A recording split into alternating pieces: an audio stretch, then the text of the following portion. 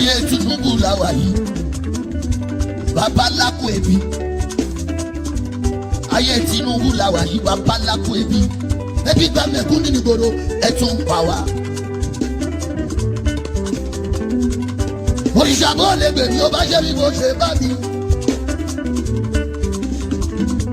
ẹ fẹ́ fi pa wá ẹ tún pa wá dànù. òrìṣàbọ̀ lè gbè ní ṣe bí mo ṣe bá mi. àmánéjì nínú ẹbí Boko Haram tún pa wá. àwọn bandit àwọn làkàrà wa. ẹ ò rí kan ṣe sí ẹ wá sọ pé ìṣèjọba yóò ṣe kankan nínú pàtì yẹ̀yẹ̀. ìjọba tó máa ṣẹ̀lú dẹ̀rọ lèmi ń fọ́lò. ẹ̀yin APC kí ló dé tẹ́ lọ rìpọ́ọ̀tù mi. wọ́n ní kí drop àwọn fídíòs mi ní ò dáhùn. mo ní ẹ lọ́wọ́ mi ò bújọba mo kàn sọ nǹkan tójú mi rí. èmi gẹ́gẹ́ bí agbẹnusọ fáwọn fọ́ọ̀mà polongodo ẹ̀wọ̀n fọ́lọ̀ mi ni ò jiyàn ẹ tún lọ rìpọ́tù àkáǹtì mi yẹ́yẹ́ tí bá ń lọ tán òtítọ́ mi ò ní parun mi ò ní dúrọ̀pù ẹ̀ a tún máa sọ lọ́nà títí tí ìlú yìí máa fi dẹ̀rọ̀. àwa onílọ lórílẹ̀-èdè yìí mo sọ ojú wa ló máa ṣe títí tó máa fi dẹ̀rọ̀ pátápátá. Criterion for the most important criterion for getting office in Nigeria is money. You could be a pedophile, armed robber, kidnapper, assassin, drug peddler. In fact, it can be all of them. But if you have sufficient money to now buy voters, you need money to buy police, army, to buy NDLA, to buy NDIC, to buy everybody, to buy who has security agencies, anybody who has a role with election. You need money to buy CBN, because if you don't buy CBN, CBN can go and change the currency because of you overnight, so as to frustrate you. Yeah. How expensive is running for the presidency of Nigeria? First, to go around the country and campaign, I didn't spend anything less than 500 million naira to go around campaigning, you know. Just for campaigning? Just go around the country. Or your total estimate for your particular race expense? No, this is just for moving around. For moving around. Logistics. 500 million, not less. Then, when we now came to the delegates, there were people who were giving delegates $10,000. There are those who were giving $15,000. There are those who gave $18,000, who gave $12,000. Let us assume that people give, let's take an average of $10,000. $10,000 that's one delegate per local government. So 774 people times $10,000, 7.7 billion. If you add up everything, a conservative estimate, you cannot win Nigeria's presidency if you don't have at least 100 billion. Naira. 10. That is the minimum. But minimum. This 2027, more than 1 trillion naira will be spent. Wow. To win the election. Because every northerner that is watching through that lens tonight, we wonder whether or not they can trust an Igbo man. What would you say to them tonight that you, Peter Obi, can be trusted to become Nigeria's president, and the lives, the destiny, and the politics of the northern man is safe in your hands? Shame, I've changed the north. I have an idea of what is happening in the north. And nobody can drive that process today in Nigeria that I've seen in the politics better than me. I will work with them, and I'll ensure that that unity, that security, that prosperity they desire, I will unleash, I will commence it. And I've shown it. Sherry, I will work closely with people in the north. I have an idea of what is happening in the north. I have an idea that is going to have massive poverty that needs to be dealt with. I have an idea to deal with the issue of education and health properly, not listen, and I'll deal with it decisively. If you look at it, there are those who say we have not healed totally from the 1966 up to the 70. What would you do? You saw what happened in South Africa. There are those who say we need to reconcile. We need to sit at a table, look eyeball to eyeball, the generation of those who are 30-year-old today, who are 20-year-old today, who do not know the pains of the 1966 and 1970. Do you? I mean, they had a moment of reconciliation where they had a committee for reconciliation. Do you think that we need a moment of sitting down as a people to reconcile and think about what happened in the Civil War and move forward? Then we need to have, I said before and I repeat, my presidency will heal and unite Nigeria. That's what you stand for. Are you going to set up a committee, or you are going to? No, it's not pushing so that the actions of the presidency will show what we're going to do. Tell me about what Alimadu also said about Northern tags. And you have been accused of labeling Northerners. How do you respond to that? Sure, that's the lie. It never happened. Sure, Sheriff's ABC is from the north. Most governors choose their ABC, who is the closest person from them, from their own. My ABC is from Kaduna, and is a Muslim. ABC was a Muslim, still a Muslim. So how can you have a Muslim as the closest person to you? You're giving triple time. All the commissioners that served with me in 8 years I was in office were Muslims. We're not actually Muslims, but I'm from the north. So how did I give them tax? People from the north. So before I became governor, my closest or my 2 closest staff from the bank were from Kano. All the people I have, even military friends, were all from the north. So before I became president, I've always to date paid for at least, let me even because at least a Muslim every year to go to Hajj, every year, and I have records of them. As governor, I was paying for Christians to go for pilgrimage. I was paying for Muslims living in Anambra to go to Hajj. They are there. I'm sure while he was governor in Borno State, he never paid for any Christian to go to pilgrimage. I was paying for Muslims to go to. So how can I be giving them back? And I can go on and on and show you what I'm doing now privately on my own, going to do borehole. As I speak to you, I'm supporting 4 Almajiri schools in Kaduna, in Bauchi, and this. I'm supporting School of Nursing in Bauchi, in Kaduna, the Muslim school, and I can go on and on. So you see, people, these are things they've done in the past to keep Nigeria divided. Well, hearing from Peter Obi, listen, guys, it's obvious. Okay, let me post out a link for those of you that want to join us so that we'll be taking this together. A link I'll be posted. You know, this is obvious that to have a better Nigeria, we must be able to shun ethnicism and tribalism. Why can't you give this man a chance? Let's see what he can do for you and I. Why? It's obvious. If you allow Tinubu and APC to continue in 2027, Nigeria will sink. I'm telling you, Nigeria will sink.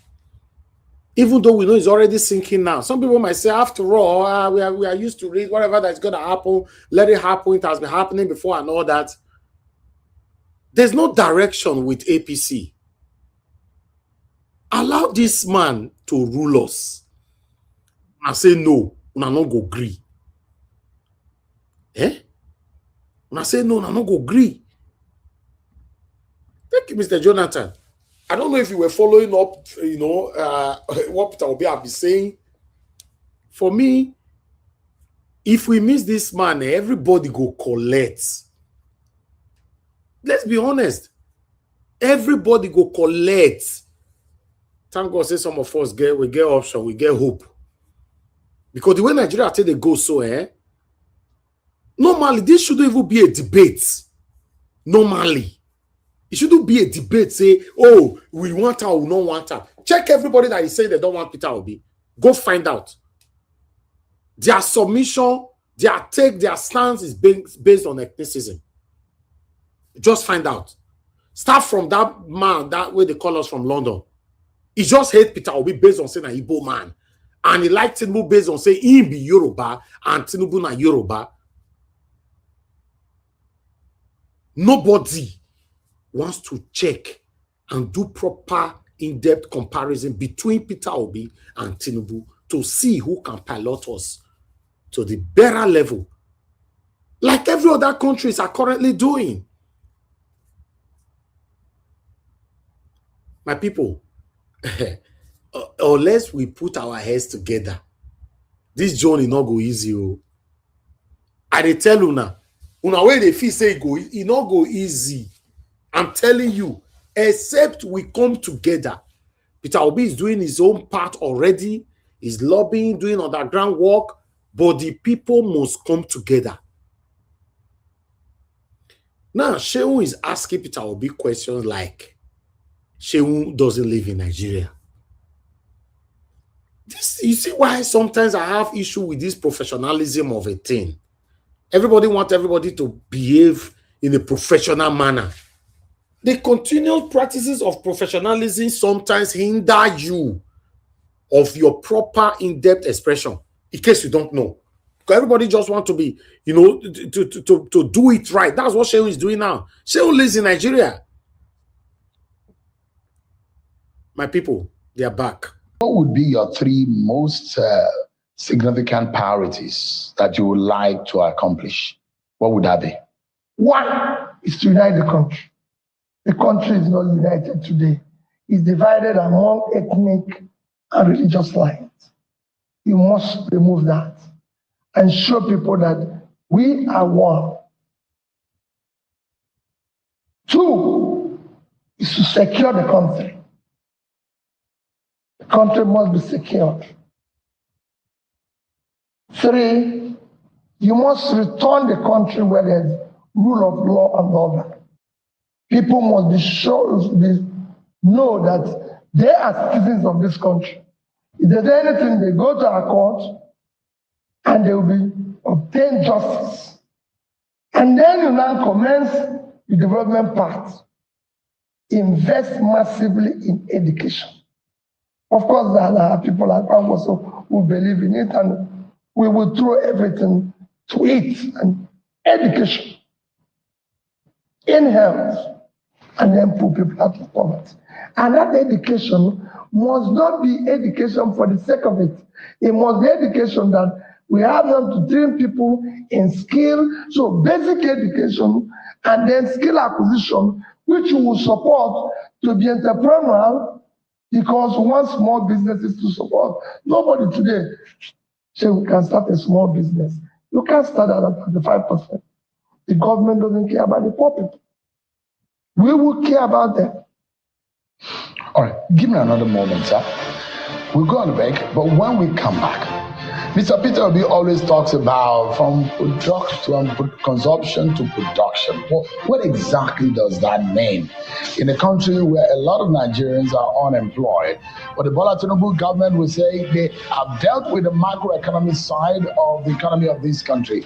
What would Peter Obi do differently? That will be our focus when we return from this break. All right.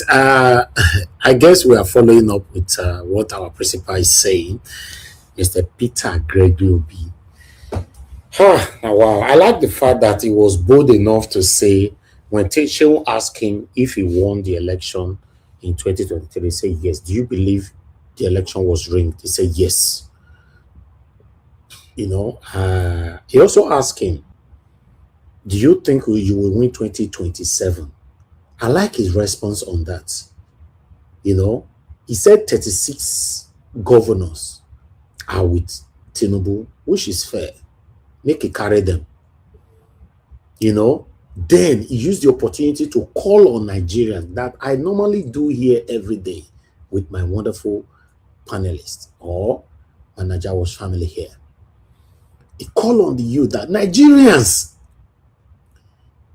maybe not let them ring this 2027. That is what Peter Obi was telling us. Some of una go talk later, say, Peter Obi not tell us, make we go protest. Peter Obi not tell us, make we go Aso Rock. But this man have been calling you indirectly. Nigerians, all we are calling for. And then he also asked Peter Obi again that, do you think you will win 2027? He said that is what we are begging or asking them for free and fair and credible election. That means even Peter Obi don't even have hope for the 2027.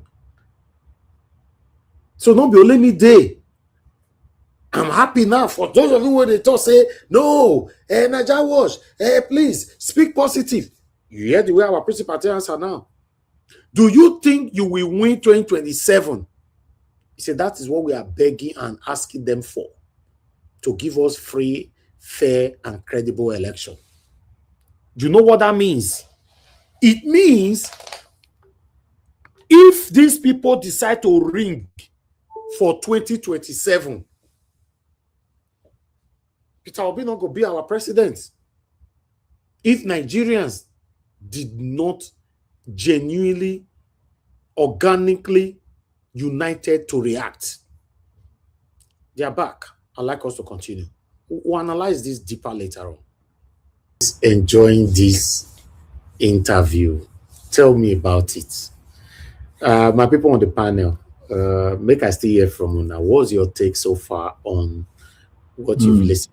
Well, Mr. Ellis, yeah, it's going on. It's going on well. It's only that Sheon, being mischievous, as usual, spent so much time on irrelevant.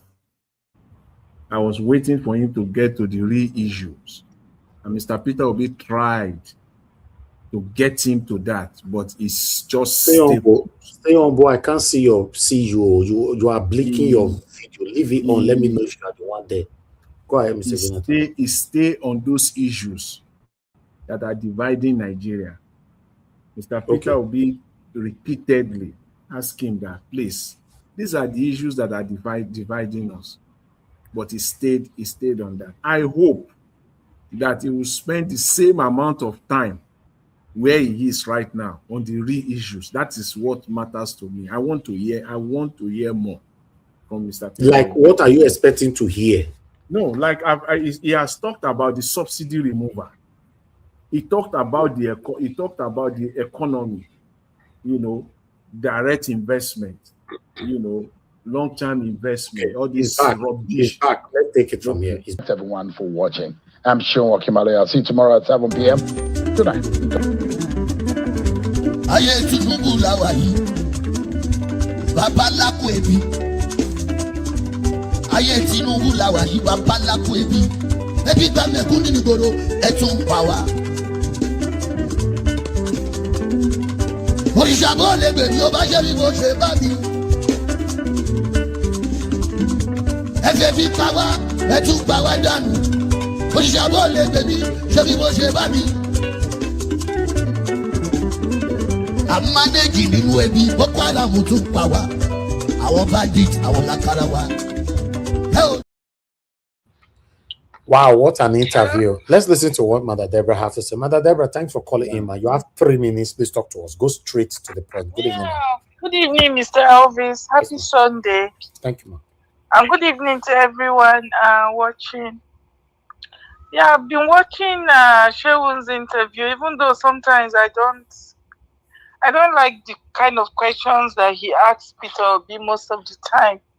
It's like he's always repeating the same questions all the time, and sometimes he asks these questions as if he does not live in Nigeria.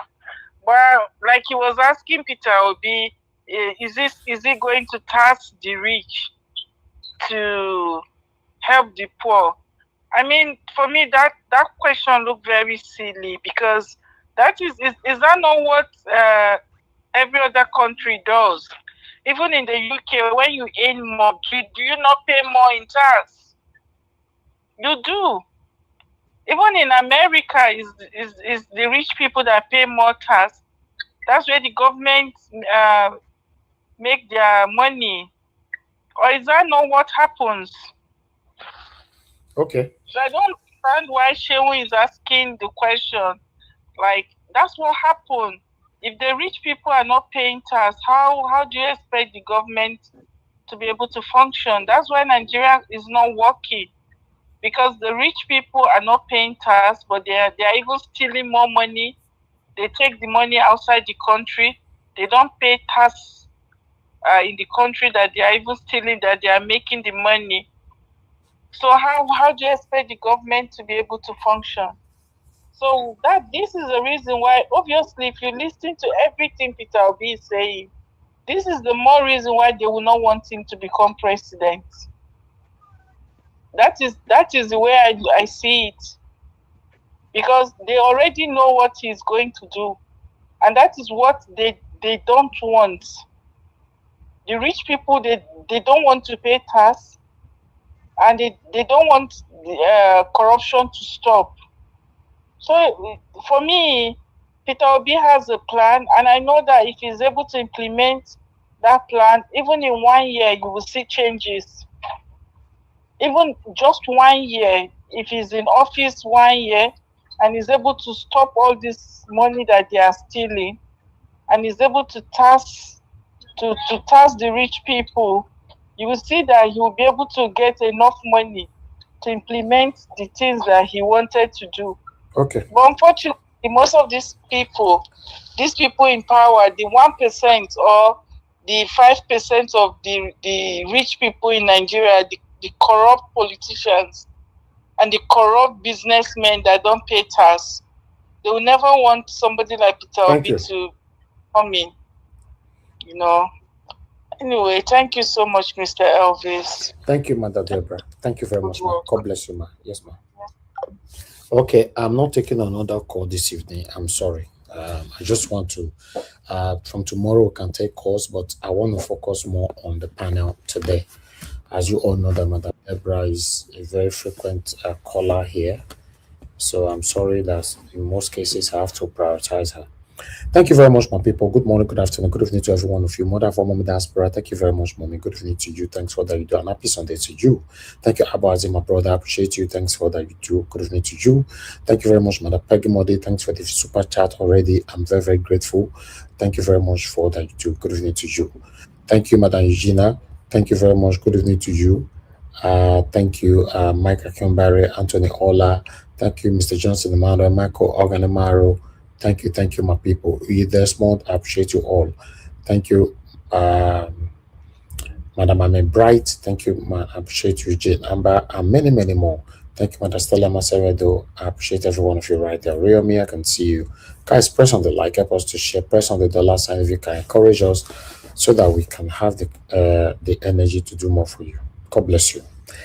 Yes, that was my principal right there, Mr. Peter Gregory Obi. I like the last question that was thrown to him.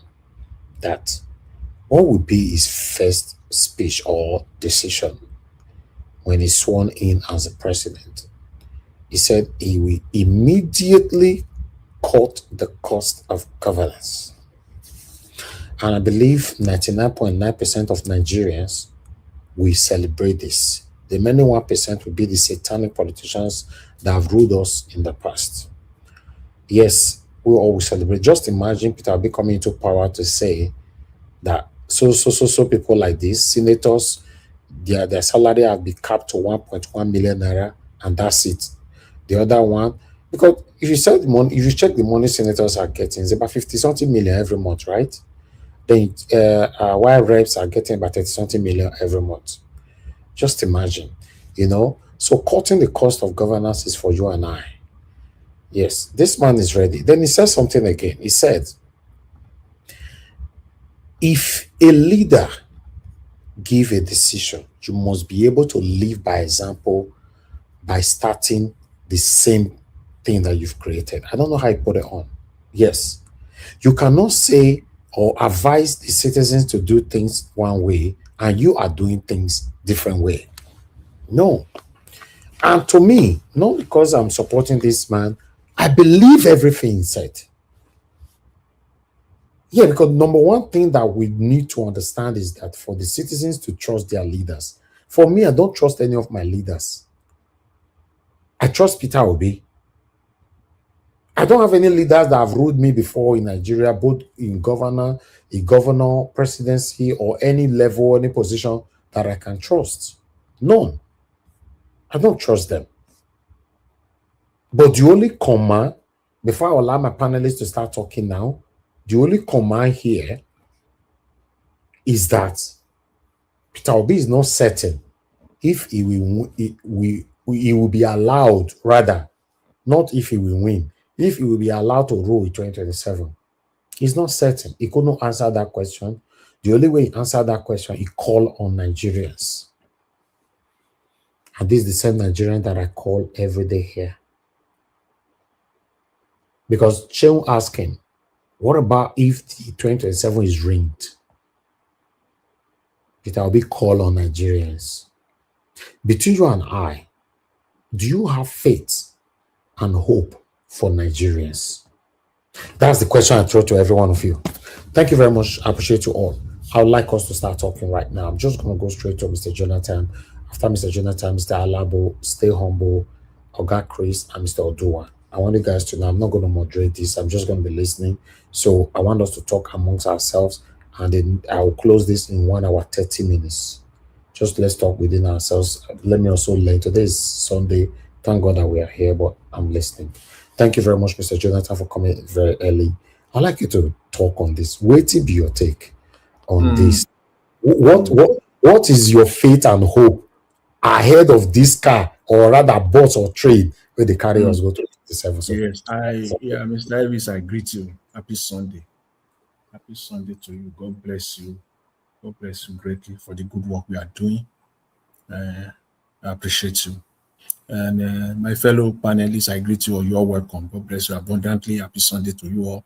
And the diaspora, once again, good evening, man. I will continue to strengthen you. And I greet my fellow commenters and callers as well. You are welcome. Happy Sunday. God will bless you abundantly. Of course, Mr. Elvis, you know what?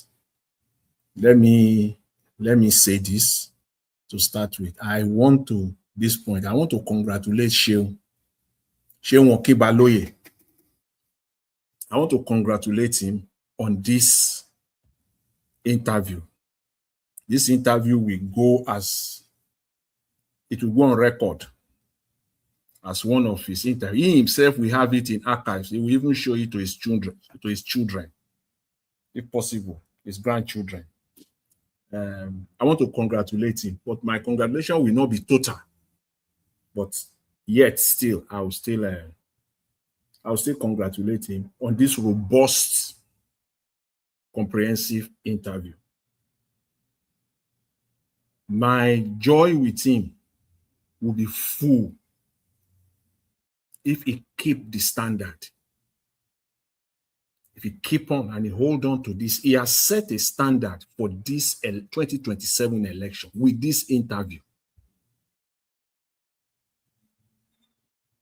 And maybe it will be in a month's time, in 2 months' time, or in 3 months' time, or in 4 months' time. I will also come and congratulate him fully for, I did not use the word job well done. I'm keeping that one. But I still want to give him, to congratulate him today. But by the time he keep to the standard that he sets today, I'm waiting for him to bring Atiku Abubakar and have this interview lasted for about 2.5 hours. If my timing, if I did not lose any, if I'm correct, lasted about almost 2.5 hours interview. That's why I say it's a robust, comprehensive interview. Let him have the same session with Atiku Abubakar. and before the Tinubu noisemakers, before they start using this interview, they start using it completely. They are looking for the pitfalls, the loopholes, the talking point. Let their principal come and sit down for 2 hours. In fact, 1.5 hours. Let me cut his own down. Then we can talk. Until that time, if they talk now, I won't say they are mischievous. They will be the most uneducated on earth. Whether it is Felix Moka that will come out, that will come and talk, or Buala that will come and talk, without committing their own principle to come out and sit down within a reasonable time frame, they will be the most uneducated. Just count them as stark illiterates going forward. Yes. This interview covers everything. Everything. That's why I said I congratulate Shehu Okinbaloye. It is not the starting that matters.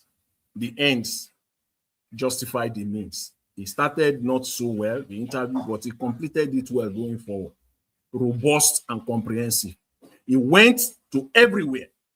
He touched, it was a no-hold-bar interview.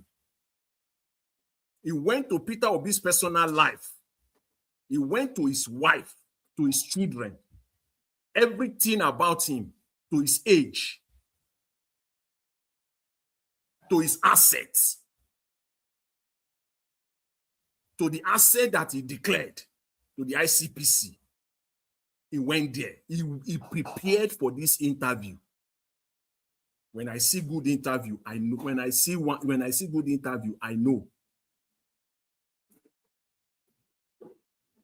He went everywhere. We all know all the areas that he touched. I'm focusing on standard for the good of Nigeria, for the good of our democracy. So that Nigerians, if anything, for one singular reason and one singular reason alone, that Nigerians will make an informed decision on whom to vote for come 2027. Continue on this standard. Bring everybody, the key candidates, touch everywhere in their lives. Let Nigerians make their decision. In fact, I was surprised today. The greatest surprise for me on this interview was one. One. Amongst others, but one that I picked out. Mr. Peter Obi said, he declared his assets to ICPC, everything. He even declared his asset abroad. He said ICPC went abroad to go and investigate those asset declaration. They found nothing. Wow. I didn't even know that. I heard that for the first time today. Which confirms everything. Part of the things many have been saying before. That they are searching, they are looking for something. Something to pin on him. ICPC even left the shores of Nigeria to go and investigate the asset declaration. I want their own principal to come out and tell us if ICPC have went out of Nigeria to investigate their asset and the outcome. Let them come and say it with their mouth. If what Mr. Peter Obi said today on that regard, if it is a lie, if it is wrong, I know within 24 hours, ICPC will come out and dispute the claim.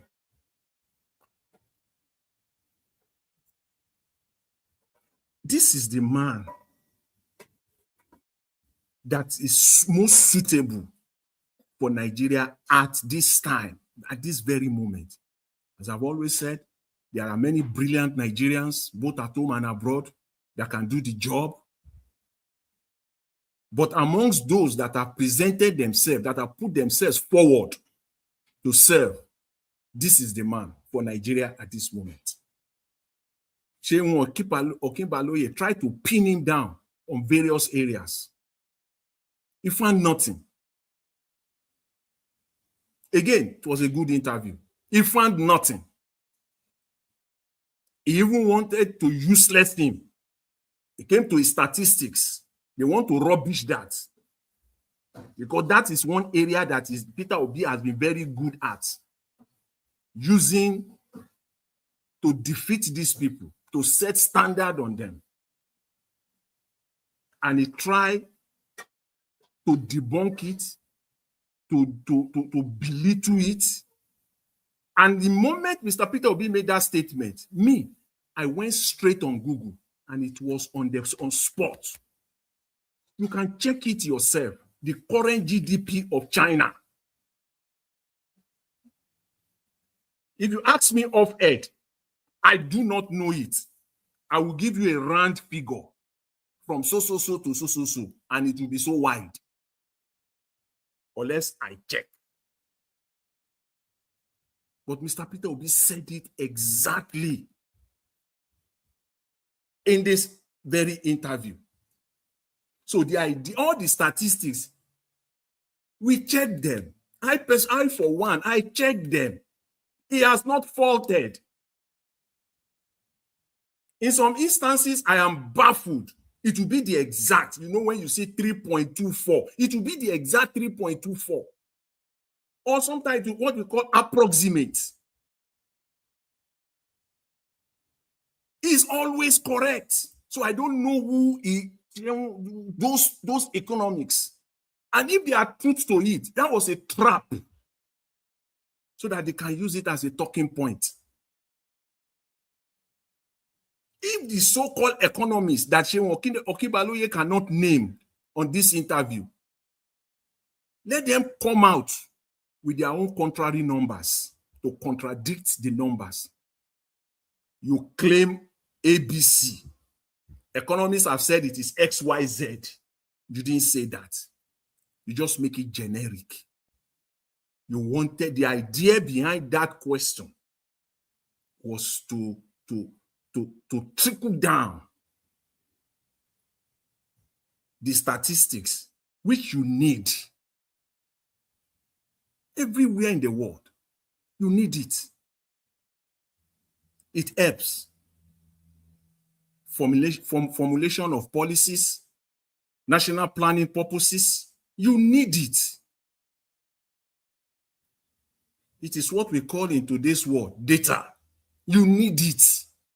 But you have a man at the ends now who have no clue about all of that. That is one area that they want to wipe out from Mr. Peter Obi's politics. But Shehu failed on that regard. It failed woefully.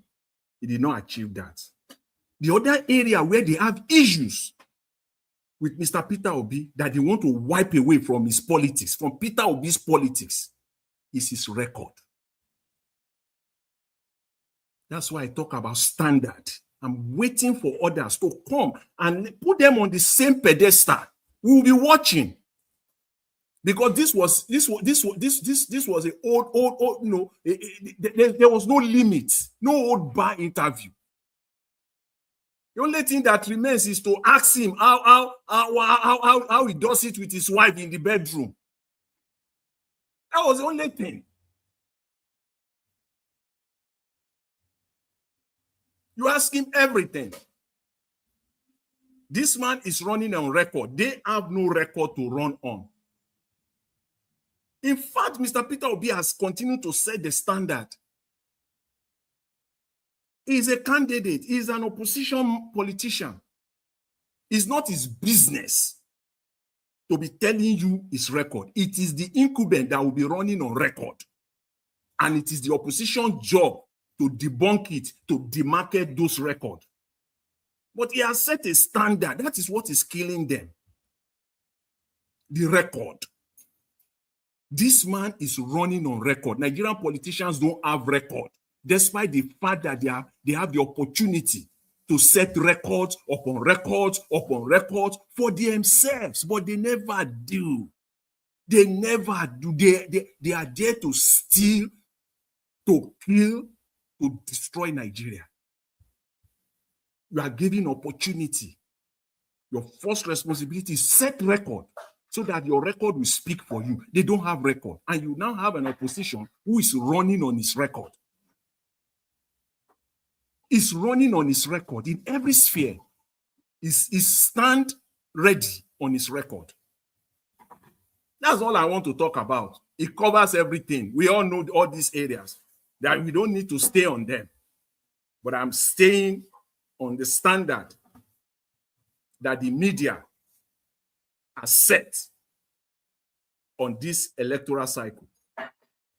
And I'm waiting that they will stay on this standard. Let your principal, Mr. Tinubu, comes out and sit for an hour, 30 minutes, 90 minutes, because this was more than 2 hours interview.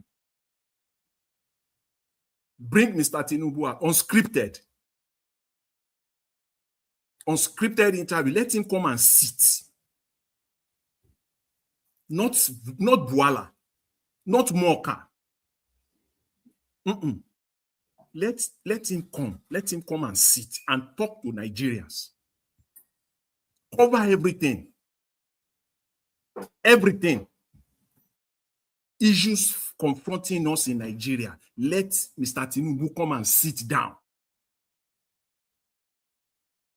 Mr. Peter Obi used the finest word again today. He's sitting in his bunker. Wow. Tinubu is sitting. Come out of the bunker. Come out. And come and talk to Nigerians. Nothing stops you. If you want the interview to be old inside Aso Rock, so shall it be. They will come there. They will come and sit with you inside Aso Rock. As long as it is not scripted, let them ask you those questions. Everything. In fact, they will start from the day you are born. Who your father is, who your mother is. Anything short of that, I don't want to hear them. They will be amongst men most miserable. Honestly speaking, that's the minimum you can use for them. Let us ask him, come and sit down. The way you ask Mr. Peter Obi everything about his life. You come and ask him, you come and ask your principal too, APC principal. You ask him.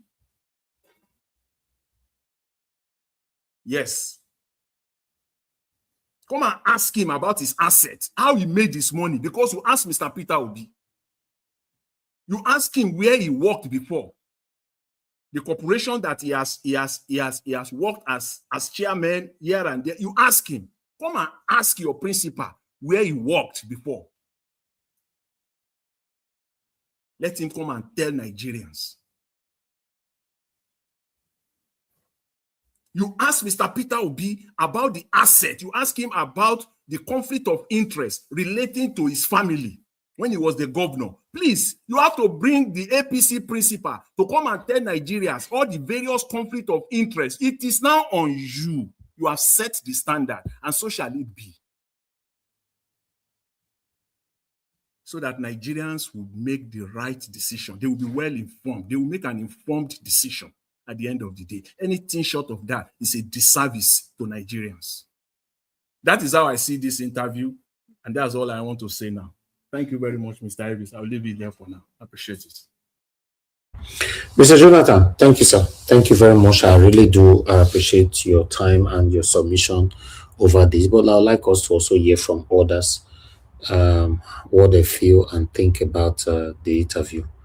To call Mr. Alabona is not a problem for me. So calling his name, to be honest, is building a different atmosphere, different view on my head. To call him and he's not always available. So Mr. Alabo, I want you, whenever you're on the panel, you by yourself be letting us know when you are ready, especially you and give us a mandate. I don't want to continue to be disgracing me, the panel, or rather the channel, to the public. The whole world is listening. You know, I don't know if that's the case for today, but still, it's not what we want to continue. Let me back call you now. Mr. Alaba, are you free to speak? It's not there. You see, this is what we face every day here. So I will never, today will be my last time I will ever call you on this panel to speak. Whenever you are ready, you unmute yourself by yourself and let us know when you are ready. Thank you very much. Stay humble. Thank you, sir. Good evening to you. Talk to us. Yeah, good evening. Happy Sunday. Thank you very much for being Thank you, sir. available once again and providing us the platform to give our opinion. I came back from church just when the interview was ongoing, and I listened to majority of it, and I was impressed by few things that happened. And there were some other things I had issues with. But again, Peter Obi is someone that we've always trusted. If not for the fact that we have new voters, and also the fact that we need to reiterate some of the things. He needs to recap some of the things he aims to do, and some of the things he's done in the past, just for people's memory. Yeah, I would say that the reason why most Nigerians are bored by the interviews and the questions is that this is a man that we've thoroughly interrogated, we've thoroughly investigated, and Nigerians have found him very capable of leading Nigeria to the next level. So that's why some of those questions really that they repeat often, they make Nigerians really upset. But again, it's okay. Half a loaf, they say, is better than none. So every opportunity, any opportunity to be out there, selling himself and telling Nigerians what he aims to do, regardless of the background situations, we should appreciate. We are lucky in this age now that we have social media and we have all that sources of information. We have a lot of platforms. Otherwise, maybe Peter Obi wouldn't even appear on any major media platform, because the government would deny him. The reason why they are not, in fact, nobody goes to NTA now. Like some 15, 20 years ago, that was the only place where you could actually go to grant a television interview. And the government will do everything possible to make sure that no opposition is granted any airtime. So it's good that we have a lot of options, and those major stations, they have no option really than to bring him in, because he also shows up their own revenue. Yeah, few key questions were asked, and a lot of preposterous ones as well. And yeah, I just hope that a day will come when our journalists, our media men, will start asking very, very good questions. Questions that bring out the real metal of the candidate. And sometimes it's up to us, on social media or other media, to actually show them the example. If we have a situation now where someone who maybe has a small platform or maybe a bigger platform, not in the mainstream media, starts to interview politicians really and starts to ask very, very topical questions, maybe the main media will take a clue from that and improve. And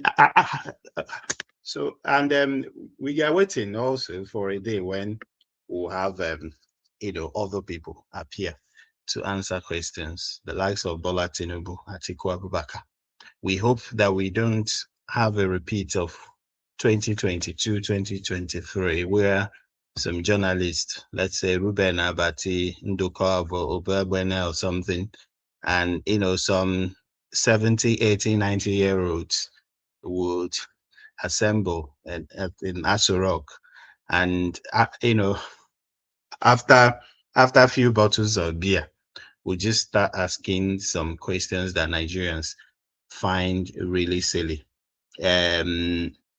So we hope that even if they want to be interviewed in Aso Rock, even if Atiku wants to be interviewed in his sitting room, which is not the ideal, he's supposed to honor invitations to those radio and television stations and answer questions. So also the president. But again, even if they are going to be interviewed in their house, those interviews should be proper interviews, not the kind of interview where you just ask them questions that they like to attend to. And you see now that Kwankwaso is running mate to P2B, he will be drilled with time because the campaign has not started. But when it starts, he will be drilled, because he's running with P2B. If he was running alone, he would grant interviews again like the Northern Master, because what we see in Nigeria is that there are people who own Nigeria. And when they come in for these interviews, they come in like masters, and these journalists are afraid of them, especially the northern oligarchs. But now that he's under the P2B ticket, he will be drilled. Yeah, and I hope to also see a day when we'll have very brilliant northerners running for the office of the president, not what we've had in the last more than 60 years. So I hope to see very brilliant young northerners, who will traverse the length and breadth of Nigeria, who will be very vocal, very articulate, with good track record. I hope to see them really. And, trust Nigerians to, what Nigerians actually want to see is that the person is competent. All this north, this south, that Christian, this Muslim, that is just, they're just things created by the politicians, the criminal establishment. So based on the interview today, really, I think Peter Obi did well. He had answers to every question, and he dominated the interview. He was very confident, and as usual, he is a man that controls his emotions. He is not temperamental. He has the right temperament for the office. Even though some of the questions are annoying, he still took them in his strides and provided answers to them. He was straight to the point, and he also gave examples, which I even want to see more often. Examples of what he did when he was governor, because that's his greatest strength. And because they know that's his greatest strength, they go out of their way to criticize, some of his performances. They want to puncture holes, but at the end of the day, you see that they don't have any point, really, because it's what someone has done in the past that you actually judge them. And that's why when I listen to people like Babachi Lawa, unfortunately, there are so many people who are not even who are supposed to be in jail by now, but who are paraded everywhere granting interviews. People like Babachi Lawal, a host of them. So they go there and they say, look, that the last interview he granted, he said that the buyer, is the man that has 100% vision, that P2B had zero running alone, at Kwankwaso has zero running alone. But if they are together, there's 70%. Just some very stupid remarks that he was making. And you wonder who is even giving these people platform. But they will get the platform because they have money, which they've stolen in office. But, these are the kind of people that we should not even listen to, because they're just ajib, any government in power.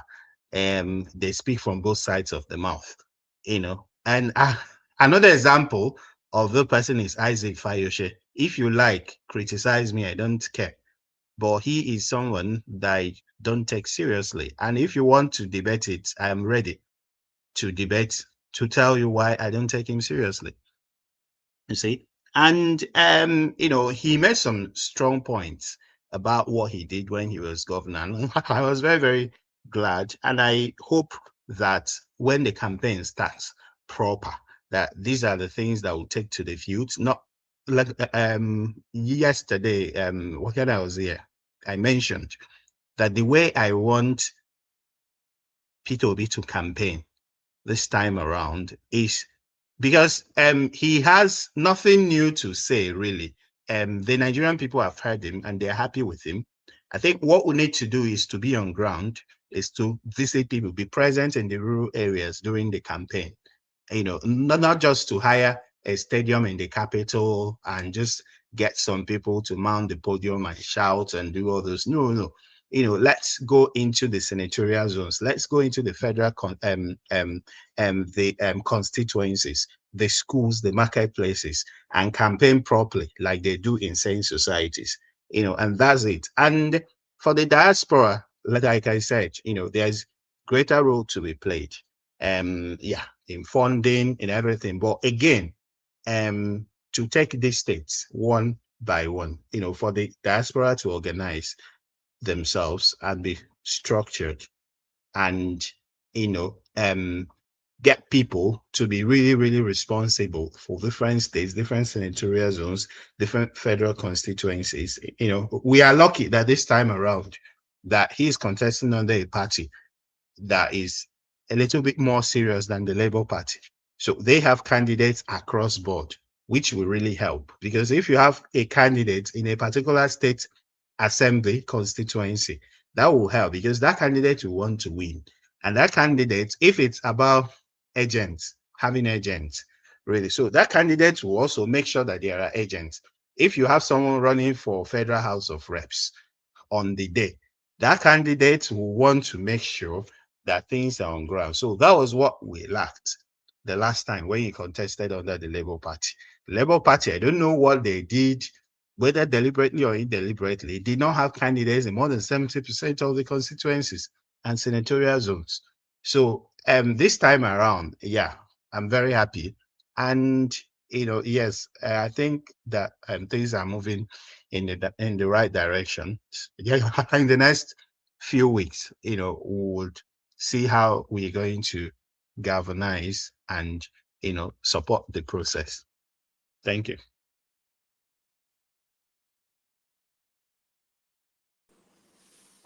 Thank you, Mr. Okay.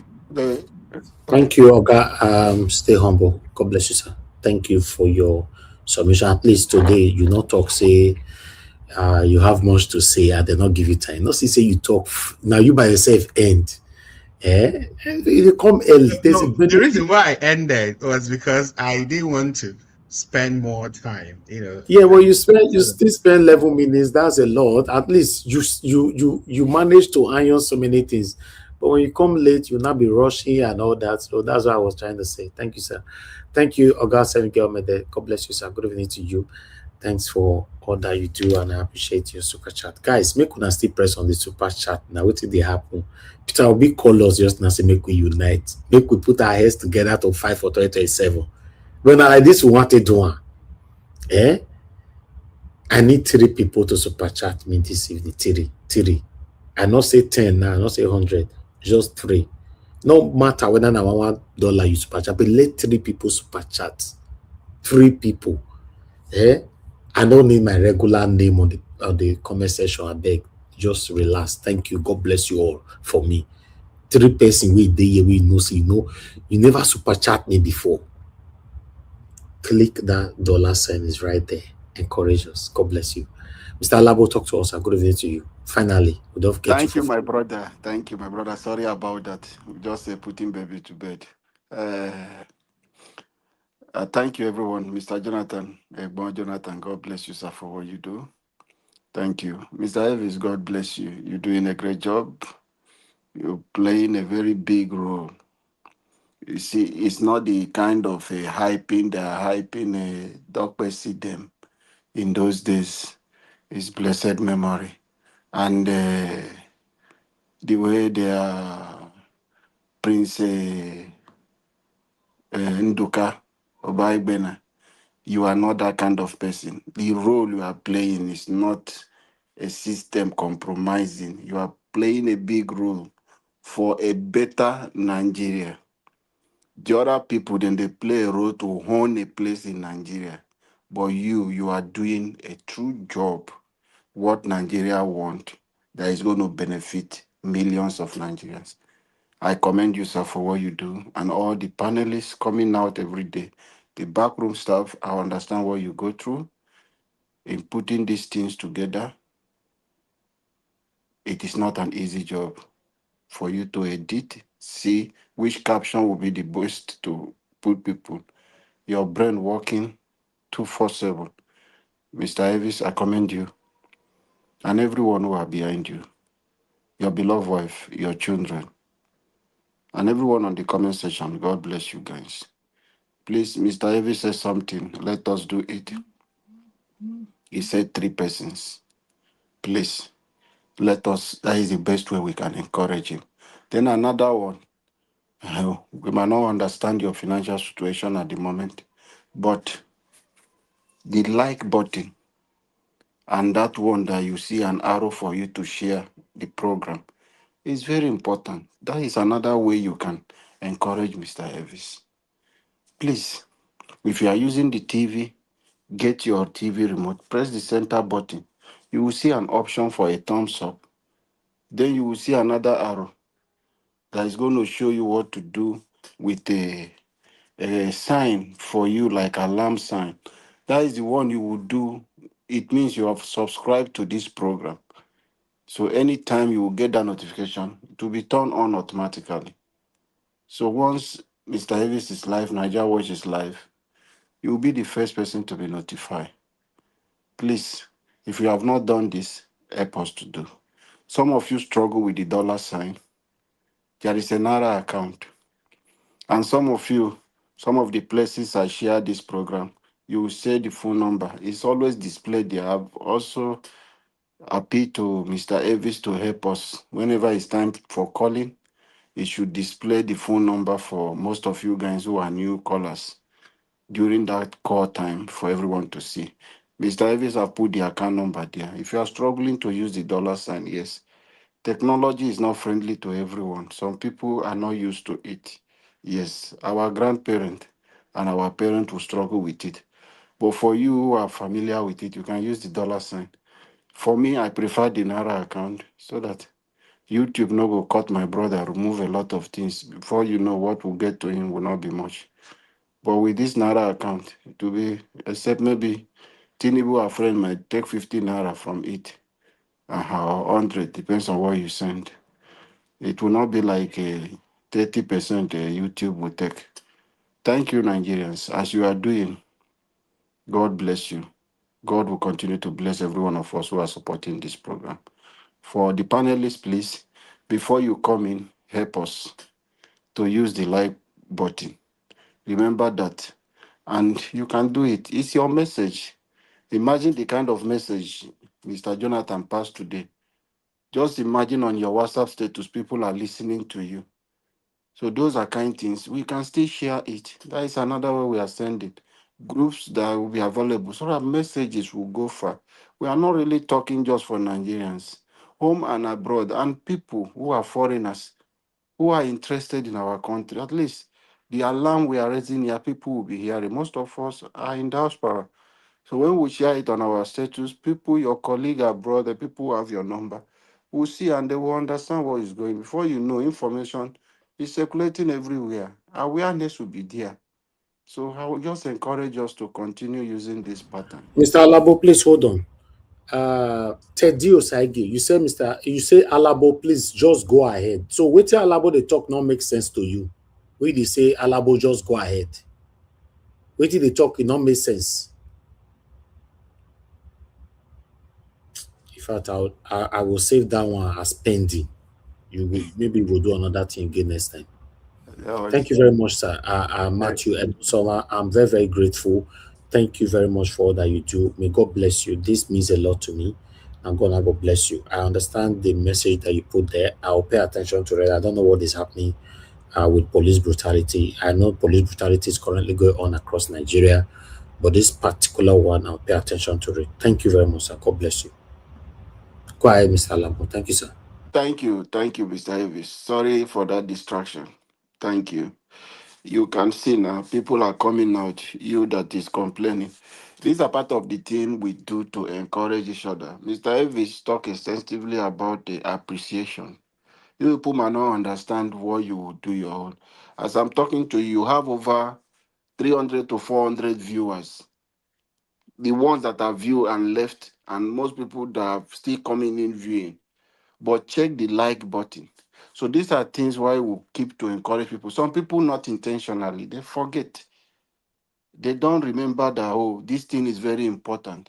Because when you like this program, it will help your friends. YouTube will recommend it to people who are close to you. That is how the algorithm, that is how it works.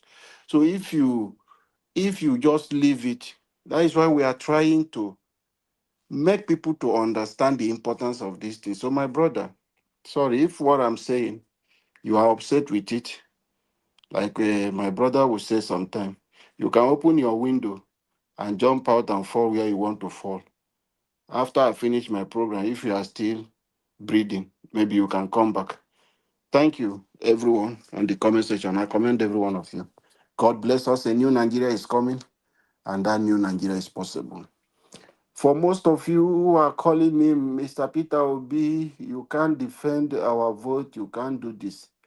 Now, it is clear for us to understand it is everyone's responsibility. It's riding on our shoulder, like he said. He has put himself forward with his resources, and he expects you Nigerians also to put yourself forward with your resources. This is a battle for every one of us. If he get in there and he could not stand to what he has promised us, we have opportunity. Peter Obi will not be like Tinubu, that you cannot block National Assembly. No.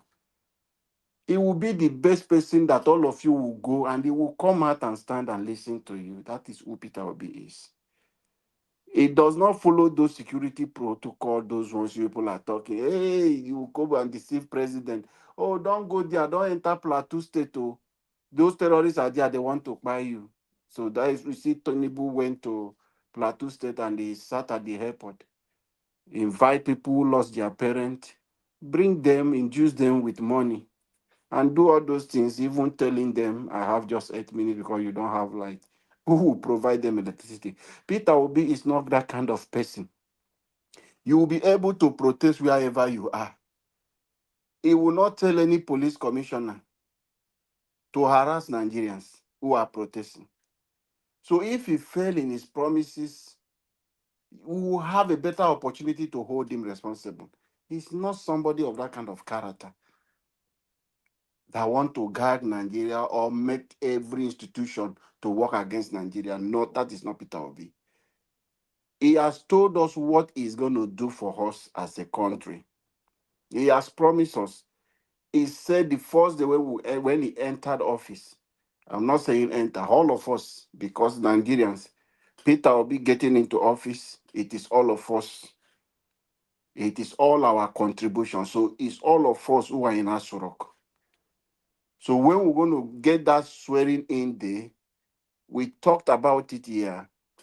We want to see the cost of governance, which is talking of cutting cost, the vehicle that will carry him, the kind of crowd that will follow him, protocol he will use, dignitaries he's going to invite. That is when we will understand if it actually is serious about what he's saying. Because if you know how much it costs, he will have a say on how he wants to run. I know it will be a status quo for the people who are there, because the civil servants who are responsible for organizing those programs, swearing in something, people who are already working for Tinubu, they will use that program to send themselves off, looting the resources, so they can put in 50 billion for just that ceremony. Peter Obi will have a say and say, no, I don't want it. This is the cost I want my own to be. Whether your protocol, I'm the president, this is why I want it. Leave it, do it for me. I don't know, I don't need your Jaguar or this thing beast. I don't need those beasts to carry me. I've already arranged for e-nursing for a small money. No Nigeria wants to come and buy me, to carry me. That is what we want to see on that inaugural day. Then the starting day will give Nigeria hope, yes, that yes, this man is serious and he stand for what he's saying. So let us give him the benefit of doubt and see what Peter Obi is going to do. And I strongly believe he's going to cut cost of governance. That is the major problem. People are having issue with him misunderstanding Peter Obi whenever he's talking about coming into government. You see the kind of person, he told you he commend the CBN. But the fiscal aspect of it, the reckless spending of the politicians, is where he had issue with. So you can be putting money, hey, we have $50 billion. Is it reflecting in the life of Nigerians? You are keeping money in our reserve. Of what use when your people are dying of Pachoko? When there are insecurity in your country? When people are dying of starvation? When there is no food, there is no job for people, there is no electricity, you are talking about reserve that you have. What kind of country works like this?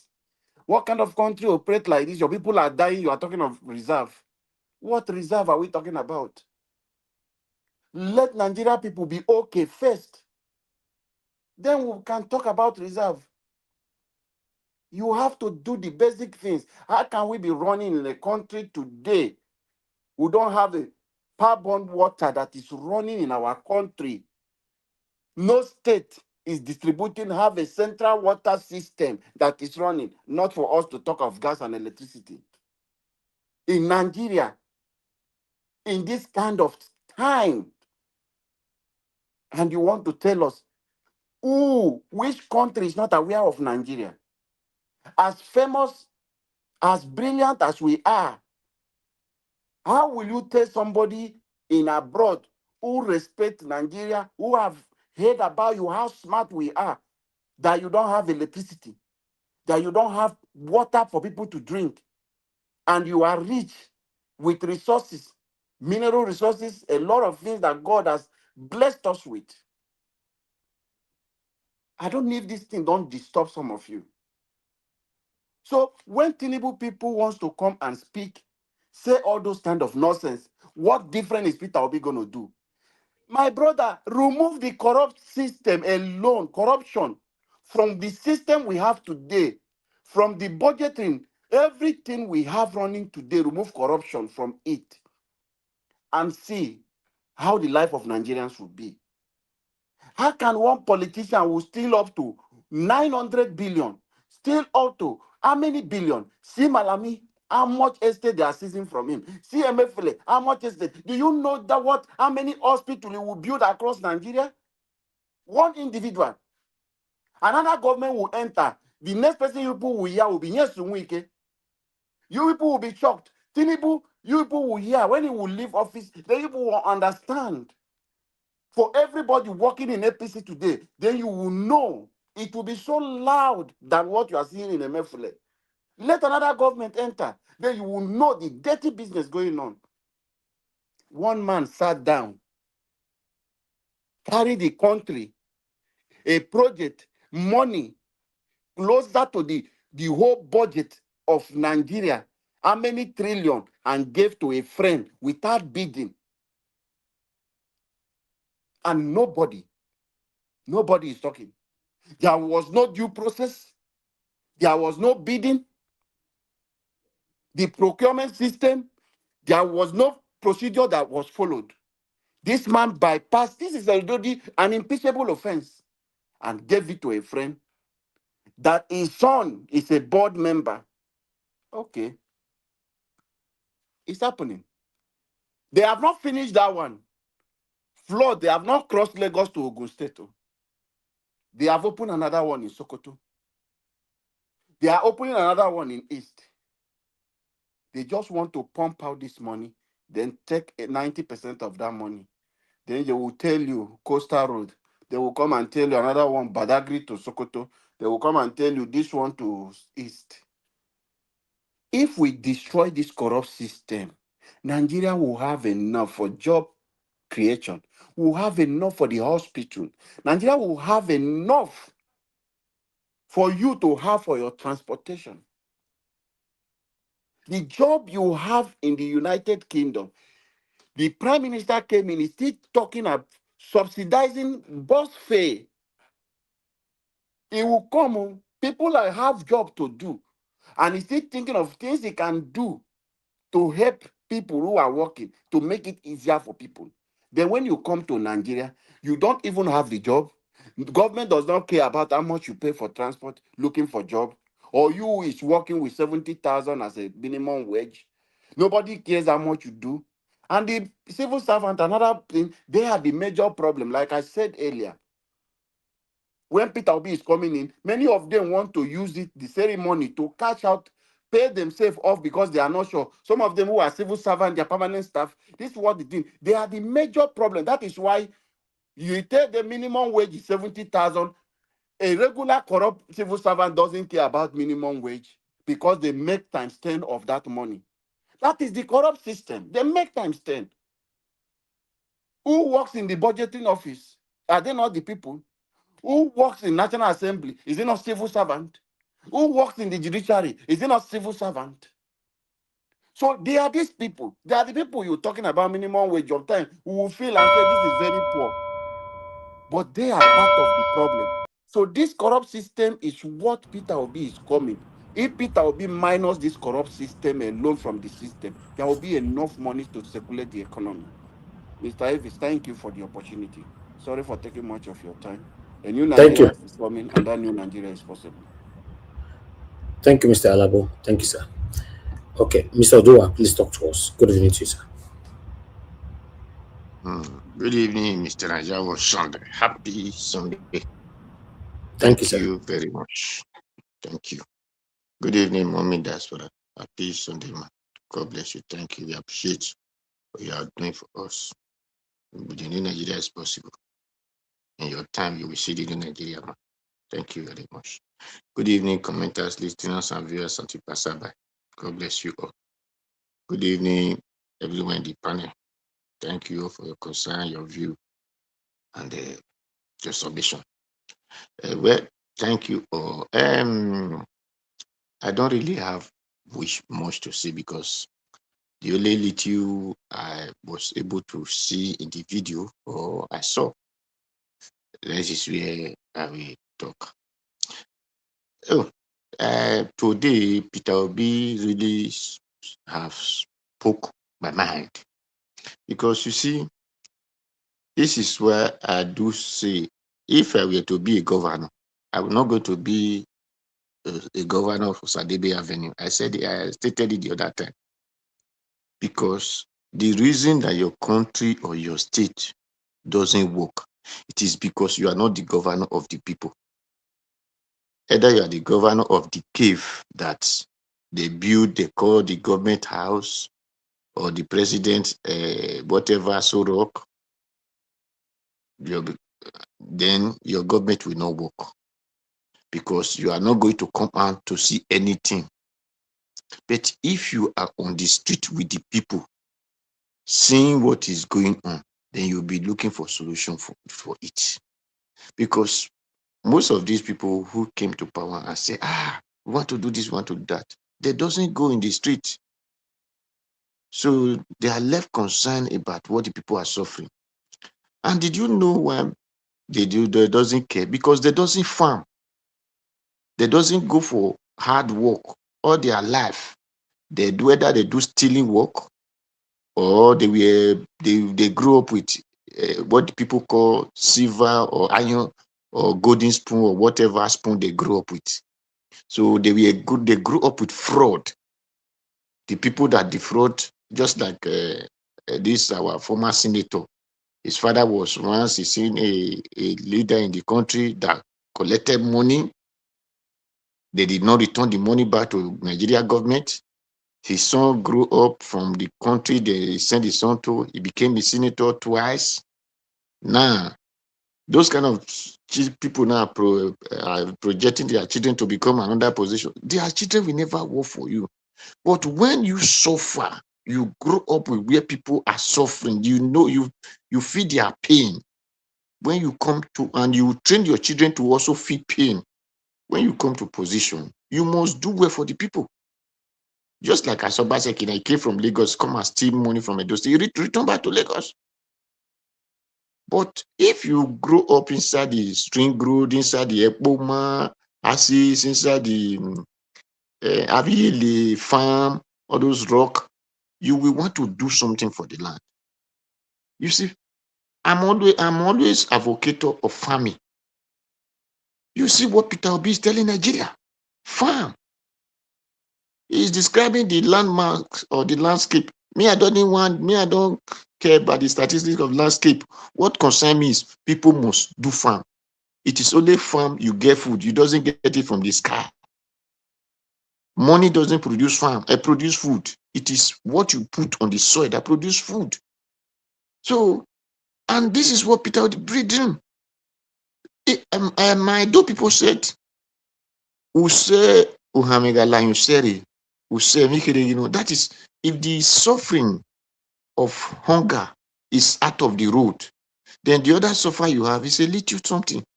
Because there are people who spend 40 years in their life, they doesn't have house, 80 years, they doesn't have house.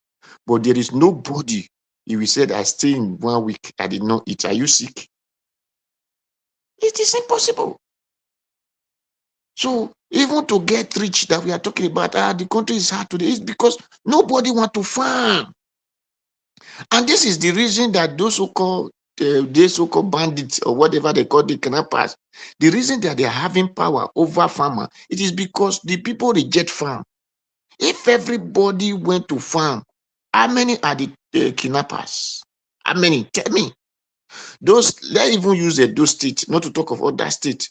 Those children, they are calling themselves green cab, red cab, yellow cab, destroying themselves in the name of a cap that their father cannot even talk the material they used to form it.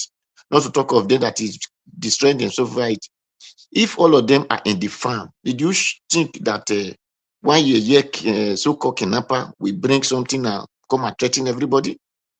This answer is no. But the truth is, because people grew up in fraud, they now become a senator, they now become judges, they now become a lecturer. So then discourage people who will have go for the genuine position, who will have do the genuine things. Because they go there now, one person telling you 14 million a month is not even enough for him. Whereas the people who will suffer all the days of their life will not even get 10 million all the days of their life. You see, that discouragement is what people are suffering today. If, like when they go to this position, they doesn't see money, that all the days of their 4 years, highest money they can see is 2 million. Did you believe that they will still want to go to become a senator? Did you believe they want to be so it is because when they go there, they turn rich overnight, and Nigeria will celebrate them. Instead of Nigeria supposed to stone them, as Peter Obi we talk used to say. These are the reasons. Peter Obi has spoken my mind. And that is why the other day I said, Peter Obi should talk to Nigeria. My advice to Nigeria that Peter Obi will have give. Nigeria, if you people are saying this government is not favoring you, the country is not going to the way you want it, you cannot just say it in matter and things will change. You need to come out and do your PVC. Because any government that is not working for you, you need to vote him out. If anybody told you or tell you that this election has been rigged, no need, tell the person, no election has been rigged. If election is rigged, why do they want us to come and vote? That they come and give us 10,000, whatever thousand they will give to us. No election has been rigged. It is because we collect those money from them. That is why they tell us they rigged election. We must get our PVC and vote those people out. Peter, this is what my advice that Peter Obi should give to Nigeria. Tell Nigeria that if really you people are serious for this country to come into your favor, come out and get your PVC, ready to defend your vote, ready that this government must go out so that we might put the Nigeria choice. So Peter Obi, I want my heart because you want people to go to farm, you want people to produce food. There is nothing like this man was asking First Lady. There's nothing like First Lady office in the world. Whether America, that people hear it, there's nothing like office of first lady. And he even makes sure things that can be saying here. When Tinubu become a president of fish and president of the bird.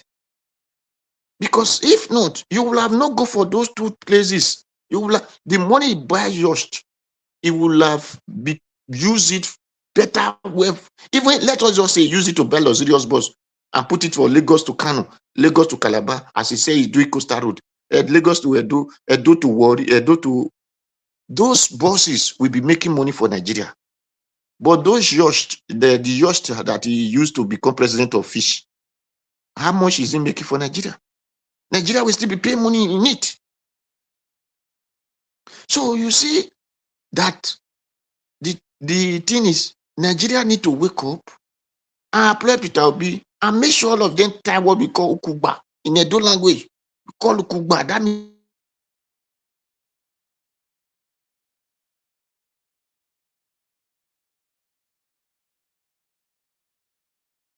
the solution to everything we need in the life. Farm.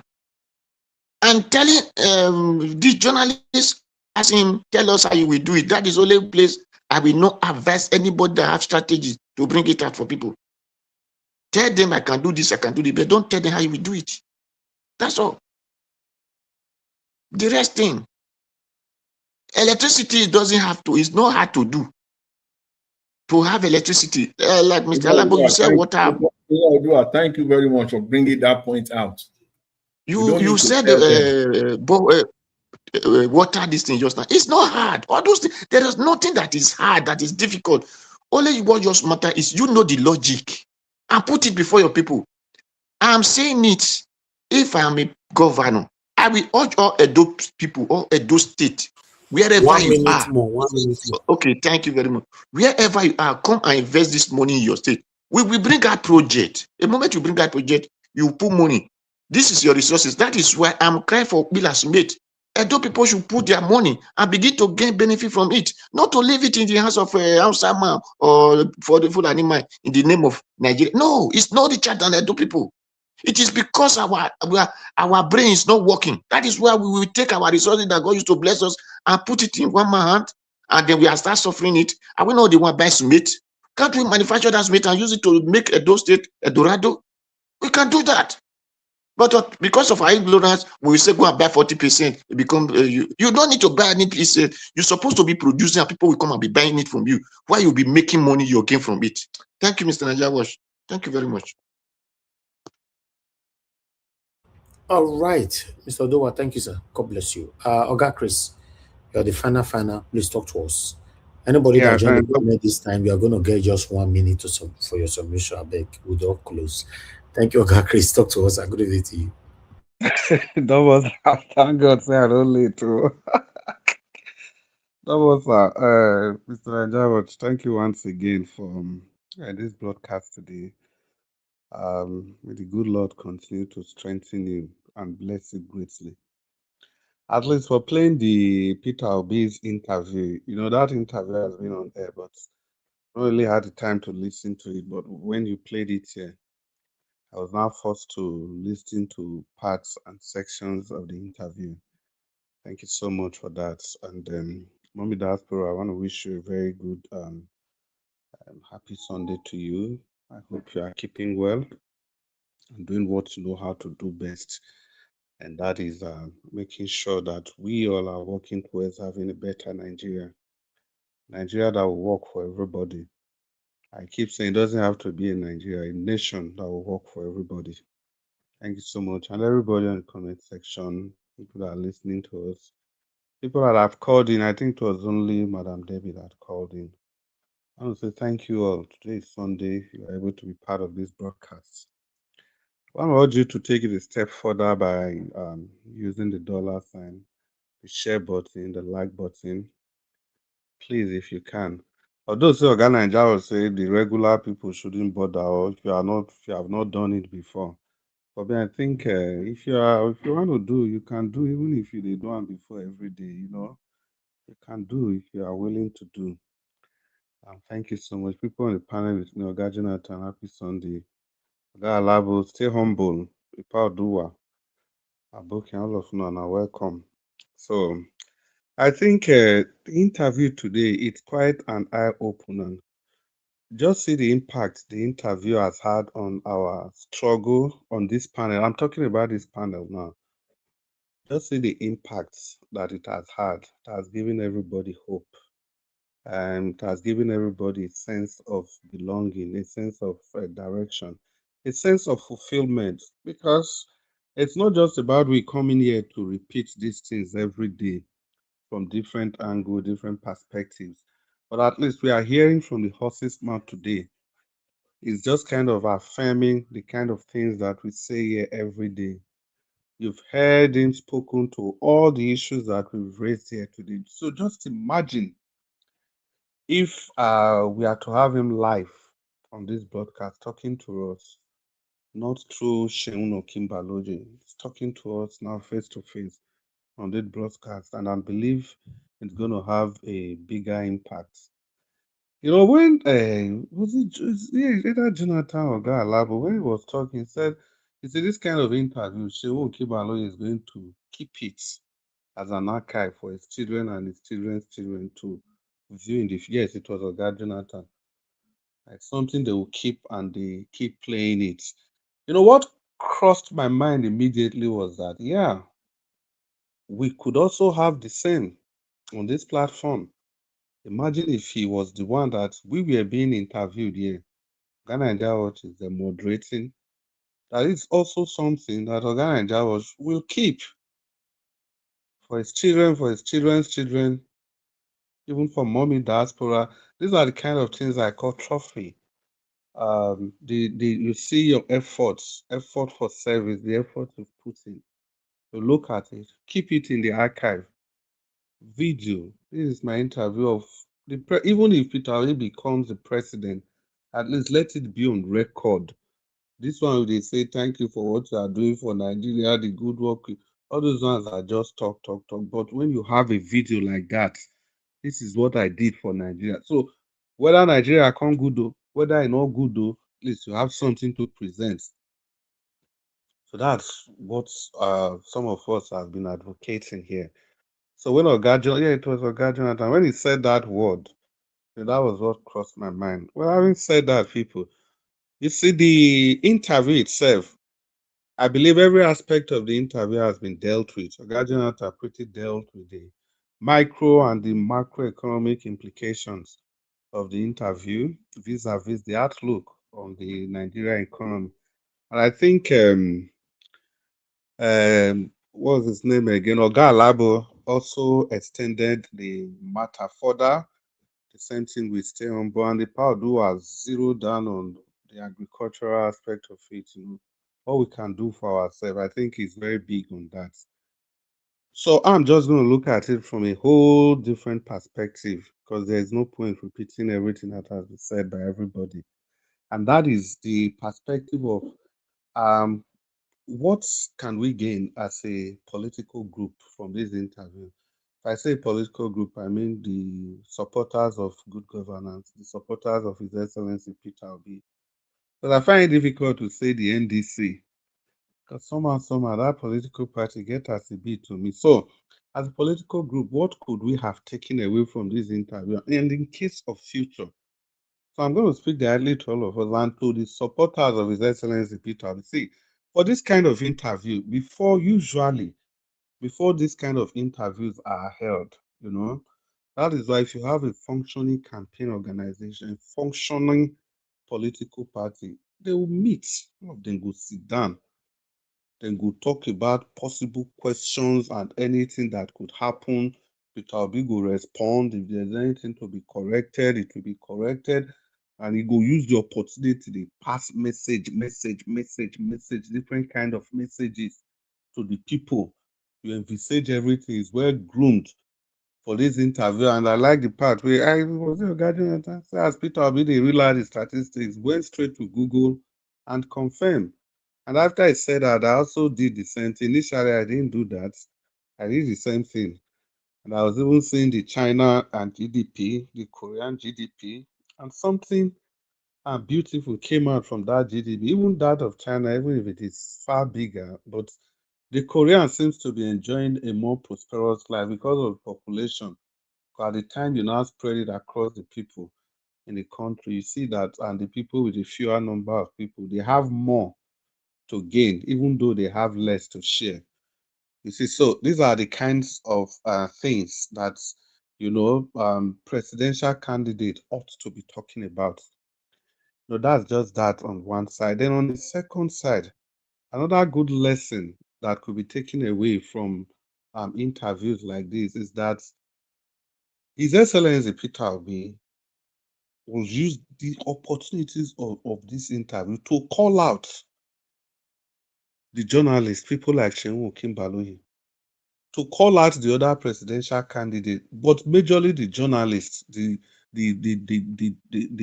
that sector, journalism, that sector, the fourth estate of the realm, will challenge all of them.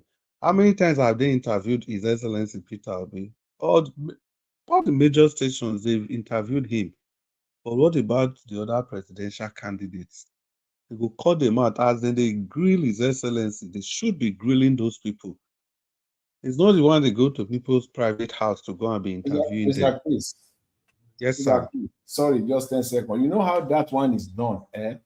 You see, the next time Shehu Okibaloye will come out on his platform, on his primetime show, the next time, the first thing he will say is that I have reached out to other presidential candidates, Atiku Abubakar, the people in the camp of Bola Ahmed Tinubu. Following the interview with Mr. Peter Obi yesterday, we have also reached out to them and we will keep you posted. I'm expecting that as a professional journalist. This is a serious matter. That's what he should do. Because exactly. But you see now, Oga Jonathan, you see the point you raised now. That is what we expect them to do if he wants to remain professional. So that's why I was extending it that imagine maybe the NDC, the campaign team, they've met with Peter Obi before this interview.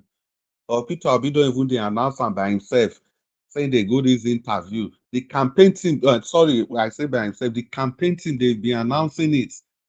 Imagine now, not until today, we never even hear for this platform. Imagine this information don't be on air. Nigeria Watch don't carry on since now. His Excellency, they go so and so interview. People go do on Twitter, people go do on X, people will be everywhere tweeting at Peter, will be sending different message. Oga talk about this, Oga talk about this, Oga. See, these are supposed to be the work of the campaign organization. So going back to what Oga Jonathan was saying, that is what Shehu Kimbaloyi ought to do. But because we know the way they are, so imagine if Peter Obi has thrown it directly at his face. Say, Shehu wants to interview me, finish. So you make sure so you interview the other people, let them talk to Nigeria. This is about Nigeria, it's not about me. You will give him that task and let's see what he's going to do. Let's see. They are just going to make a political statement because this man has made himself so accessible. So accessible. Just imagine the number of interviews he has granted in the past 14 days. Maybe we just leave those YouTube when they go. Maybe we leave all those ones. In the past 14 days, this man has been everywhere. Has been in New York, everywhere, talking about the same thing. No mistake, no ambiguity, no confusion. There's no issue of saying, so you go Cambodia, go talk this one, you go Bangladesh, you go talk another thing. No. The message has been consistent. It has been so simple. It has been to the layman's understanding. So just imagine if there is a better and a stronger media team. And people, you see, for the whole of this interview, the greatest part, is it the greatest? And the part that worried me most, yeah, I think that's what I was looking for, was the part when our principal was asked a simple question.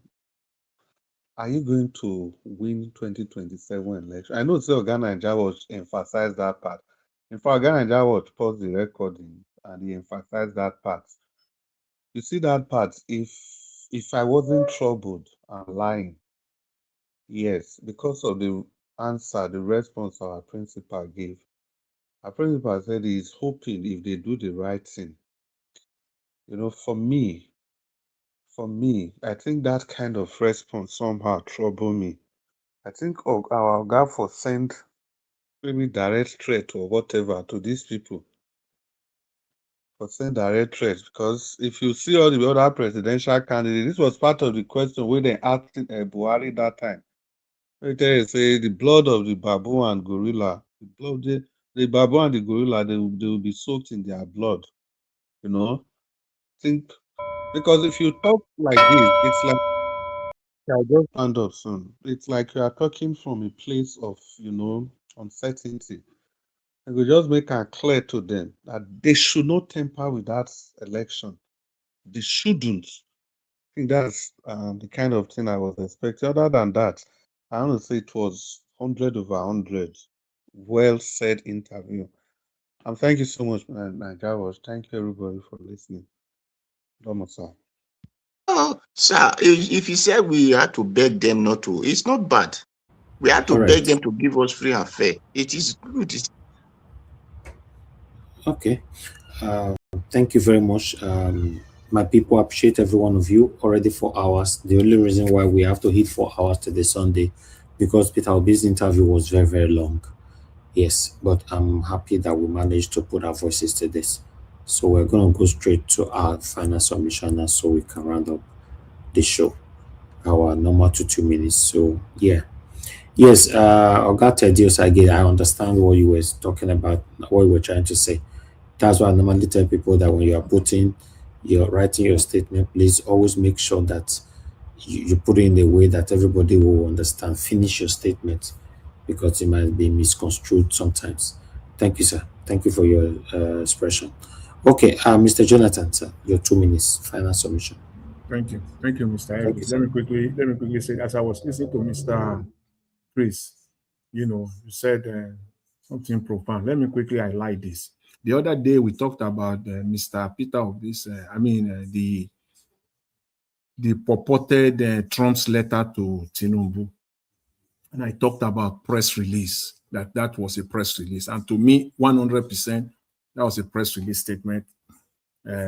This is the interview today by Mr. Peter Obi is what you use press release for. The NDC team should have crafted their press release, a 1-pager, 6-paragraph press release on this interview. And you will see it on CNN. You will see it on AP. You will see it on Router. They will highlight critical areas where they want people to follow. And it will go international. The Nigerian media will have no choice. They will highlight it, whether they like it or not. Fox News, it will be on Fox News Online. That is what press release does. I hope they will get this and they will do this. I pray so. I cannot emphasize that enough. The other thing I quickly want to say here, when Mr. Peter Obi talked about the government of the day that encourages mediocrity instead of merit and competence. How else do you want to describe where we are in Nigeria today? They celebrate mediocrity. That's where we are. And finally, I know we have highlighted the interview today, but for me, I deliberately do not want to go deep into the various areas of the interview. First of all, there's even no time to do that. But I'm just waiting for the appropriate time, waiting for Daniel Bwala and Moka and all their and the rest of them. That is when we will now be picking all these areas on the economy, electricity, education, healthcare. It touched everything. Water, it touched on everything. Because I'm waiting for them. Whether they will stay, whether they will stay on substance on those issues, or they will go after Mr. Peter Obi's personality. We are waiting because we know they will come out like bulldog, released from the cage. They will come out. Just wait for the next 24, 48 hours. they can't sleep right now. They will come out. We're waiting for them. Thank you, Mr. Evans. I really appreciate it. Thank you, Mr. Jonathan. God bless you, sir. Thank you. So we are waiting for them. We are really here. Yes. Thank you, sir. We are here to tackle them as they drop them with a pick up. Thank you, sir. God bless you, Mr. Jonathan. I appreciate you. Thanks for coming in early today. That means a lot to me. God bless you. Thank you, everyone right there. Guys, please help us to press on the like button, help us to share, and subscribe to our channel. We know that remember to talk that one, but you cannot be watching us, not subscribing to us. Subscribe to us, hit the notification bell so that you'll be part of us whenever we are here talking about what is affecting you and I. Mr. Alabo, your 2 minutes, sir. You're not there. August, stay humble. Your 2 minutes, sir. Okay. Yes. Right. Yeah. I will come back. So I think the only thing I will say is just to to add to what other people said when they were commenting. Yeah, I think the last speaker was really very passionate about what he wanted the NDC to do regarding these interviews and stuff. But this is one thing I've said repeatedly about that. These associations that you call parties in Nigeria, they're not parties. They're just associations. The only party I think that we will have in Nigeria is the one that I've been conversing for, the diaspora Nigerians actually creating real political parties. That's when you have actual conversations around politics.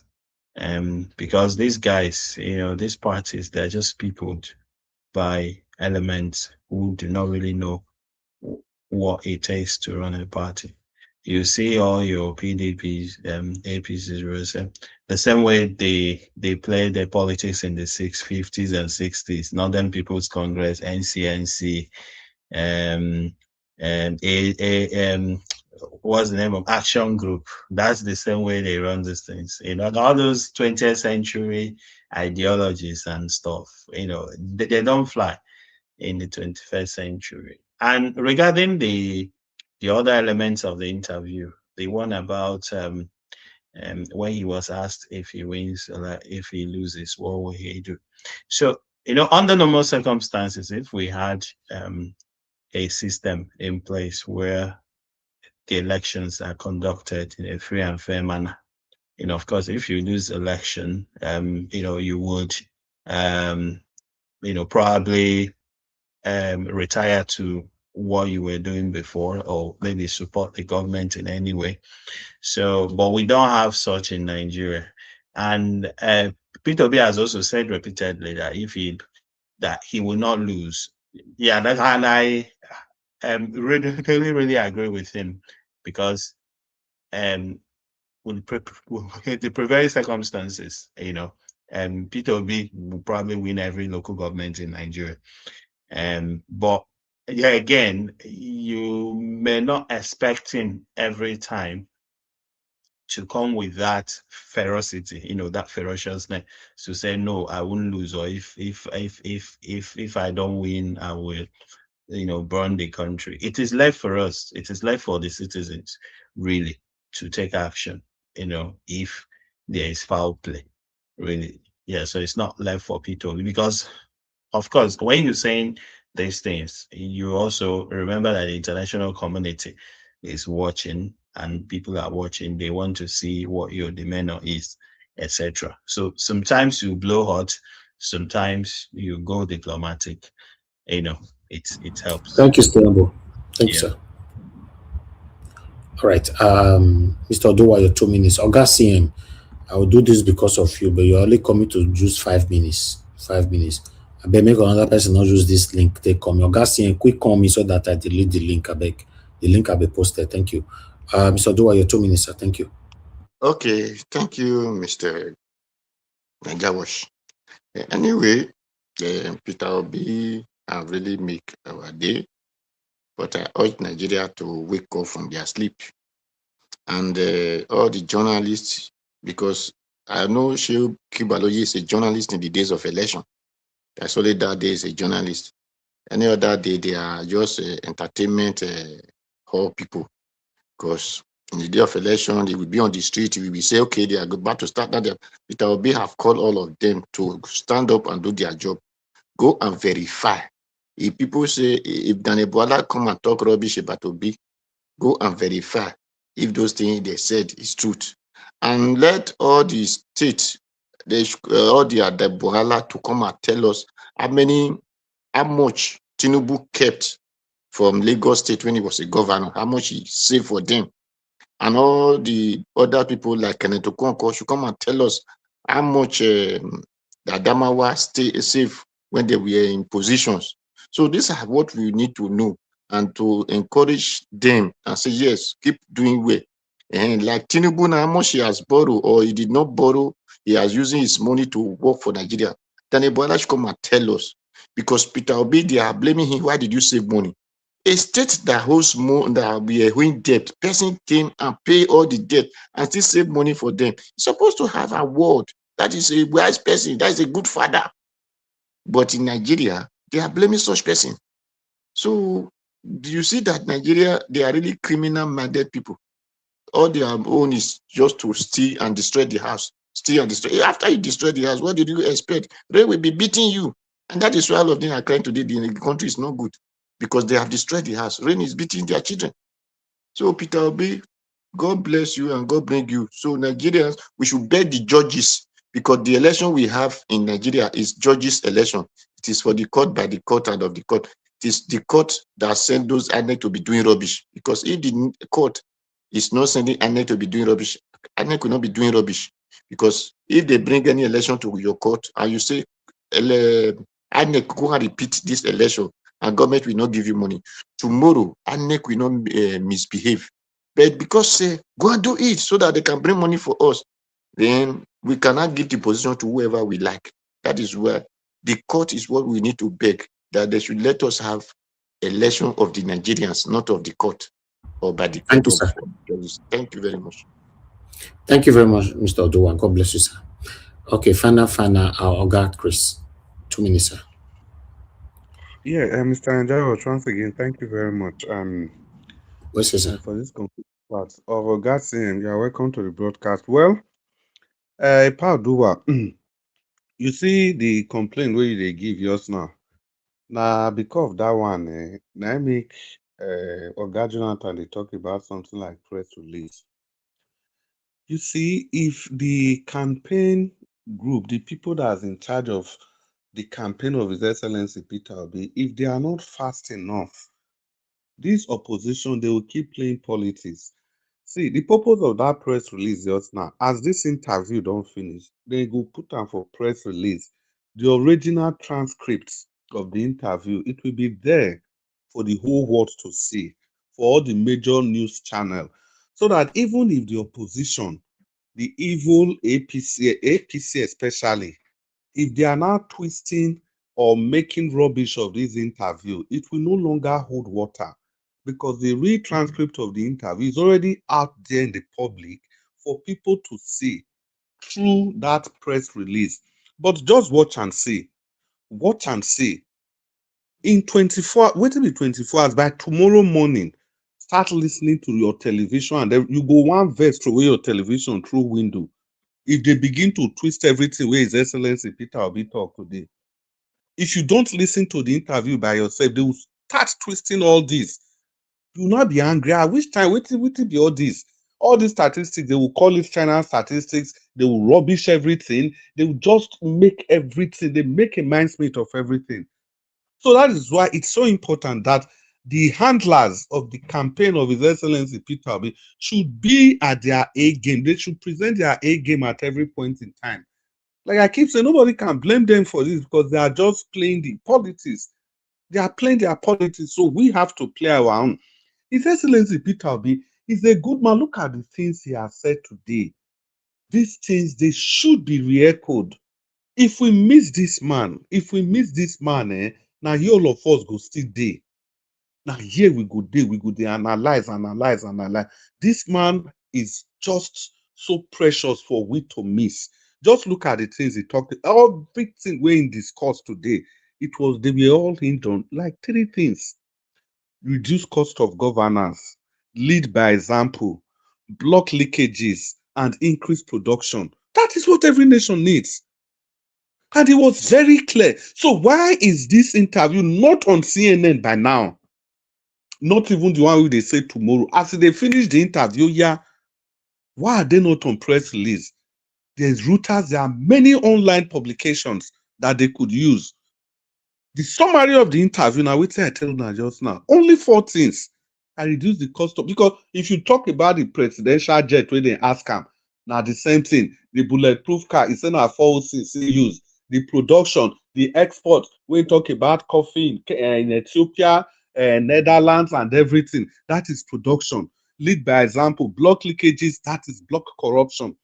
Those were all the summaries of his interview. And yet, this man has done the work. What is left is for the NDC and the handlers of his campaign organization to put this thing in the public. You put them in PDF. You know, if you put document for PDF now, nobody go fear edit them again. That is what they ought to do by way of that press release.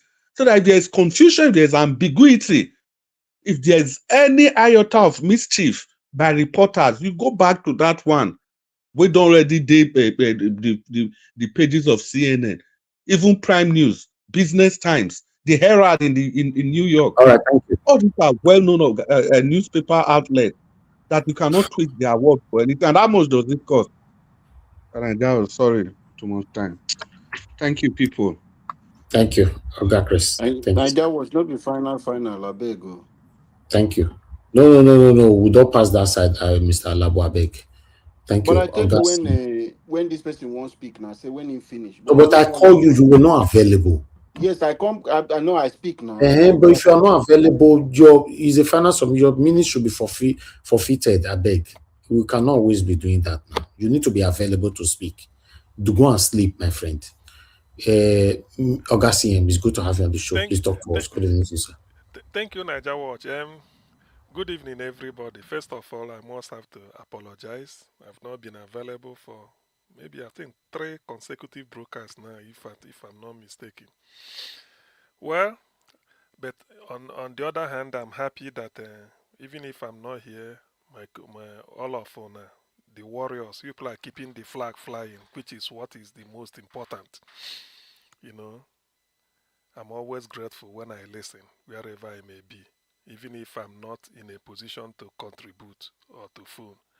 It means that that flag is flying, the candle is burning. So I'm grateful to each and every one of us, all the rank and file of Niger Watch. Please, what we say here, they say Liverpool Football Club said what we do was it, how do they say it? He said what we do today echoes in history, or what we do in life echoes in history. What we are doing here is going far and wide, because somebody, I mentioned Niger was somewhere, they said yes, they tune in, that they like what they hear, they only that maybe they don't know whether people are listening to us. They are doing. Now, I think I'm beginning to be worried about the dynamics of Peter Ob's campaign. I don't know what NDC, whether they are sleeping or they do not know the time that it is politically now. I've not listened to Peter Ob's campaign. I mean, the interview you people are discussing now, I will later listen to it, but from what I could gather, it's as good as a vintage P2B. So what I'm saying is that NDC as a party, what really are they waiting for? They are not proactive at all. Even to react to an impulse is a problem, not to talk of motivating an action. So all those things, I don't know. And from the look of things, even Labour Party was more like an open. To me, I'm to hand on heart and speaking for myself. It's like this NDC is a closed shop. I don't know what is happening. All of us are just like outsiders looking in. I don't know what is going on. They are so docile, so dormant, or whatever for my liking. When you have a good product, they should be the people that everybody should be afraid of. Now, obedient are doing their own, yes, albeit with negative interpretation to whatever or anything they are attributed to obedient, whether good, whether especially the evil ones. But NDC as a party, as a platform, don't they know what the time is now? They are not doing enough. That is my own disappointment. If I thought they are doing anything, I do not know. I do not know. I'm in the dark. I may not. I'm not arrogating so much importance to myself, but I believe that there are others like me that also having this perception. They are not doing enough. Take the you see, there's nothing, no time to waste. Tinubu's regime is fumbling every day. Corruption is neck deep. The man came to steal money at over 80 years. At close to 90 or 100, Tinubu is still interested in acquiring property, stealing money. That tells you that the man, even he hasn't got. I mean, even at a certain age, you start to sort of shed weight. It's natural. You shed weight. I weight unquote. That's, yeah, I dey Yeah, laugh as they say it. Now full blown criminals. It's criminal. true now, and we've never had them. No, since independence. Abacha they learn work now. See, we've never had this bad. This is just okay. You part budget. You give federal minister of health. You say now about 380 billion or how much they na billion. Oh. Now you release only 38 million. What of the rest? That one no do.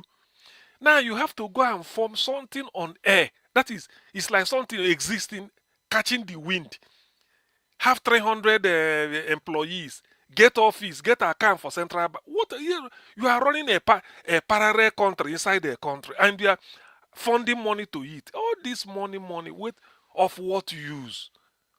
Of what use will all these things be? I'm in the UK. The Prime Minister of UK today, Andy Bonham. You know what he didn't talk? I think I've mentioned the day he gave his inaugural speech. Yeah, not inaugural. The day he started, he addressed the world press in front of 10 Downing Street. That's what they call, it's not raining now, Andy Tap. You know what in be tap? When you want to enter bus, that's what they call bus pass. It's like a plastic, like all this credit card or you have. You just tap it against where the driver, just against the driver's window somewhere there. You tap it, the thing will just make a one type of noise, maybe alarm. Then you enter. It means it has taken money or it has recorded you. They call it Andy Tap. The man want to make sure that in the whole of UK, that is Wales, Scotland, Northern Ireland, and England, £2 maximum you can pay to use bus.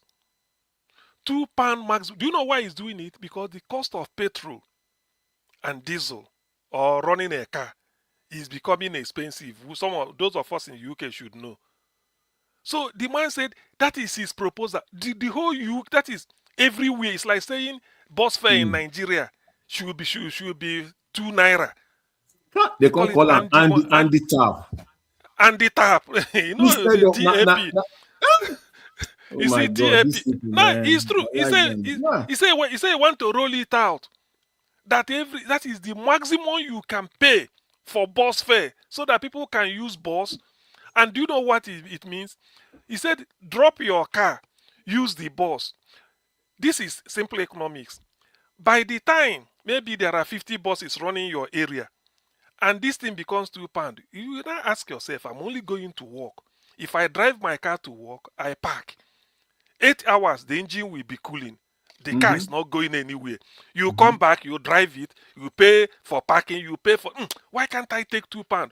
And that £2 and the tap, I trust UK. They will tell you that if you can have a monthly, you want to do it, they may reduce it.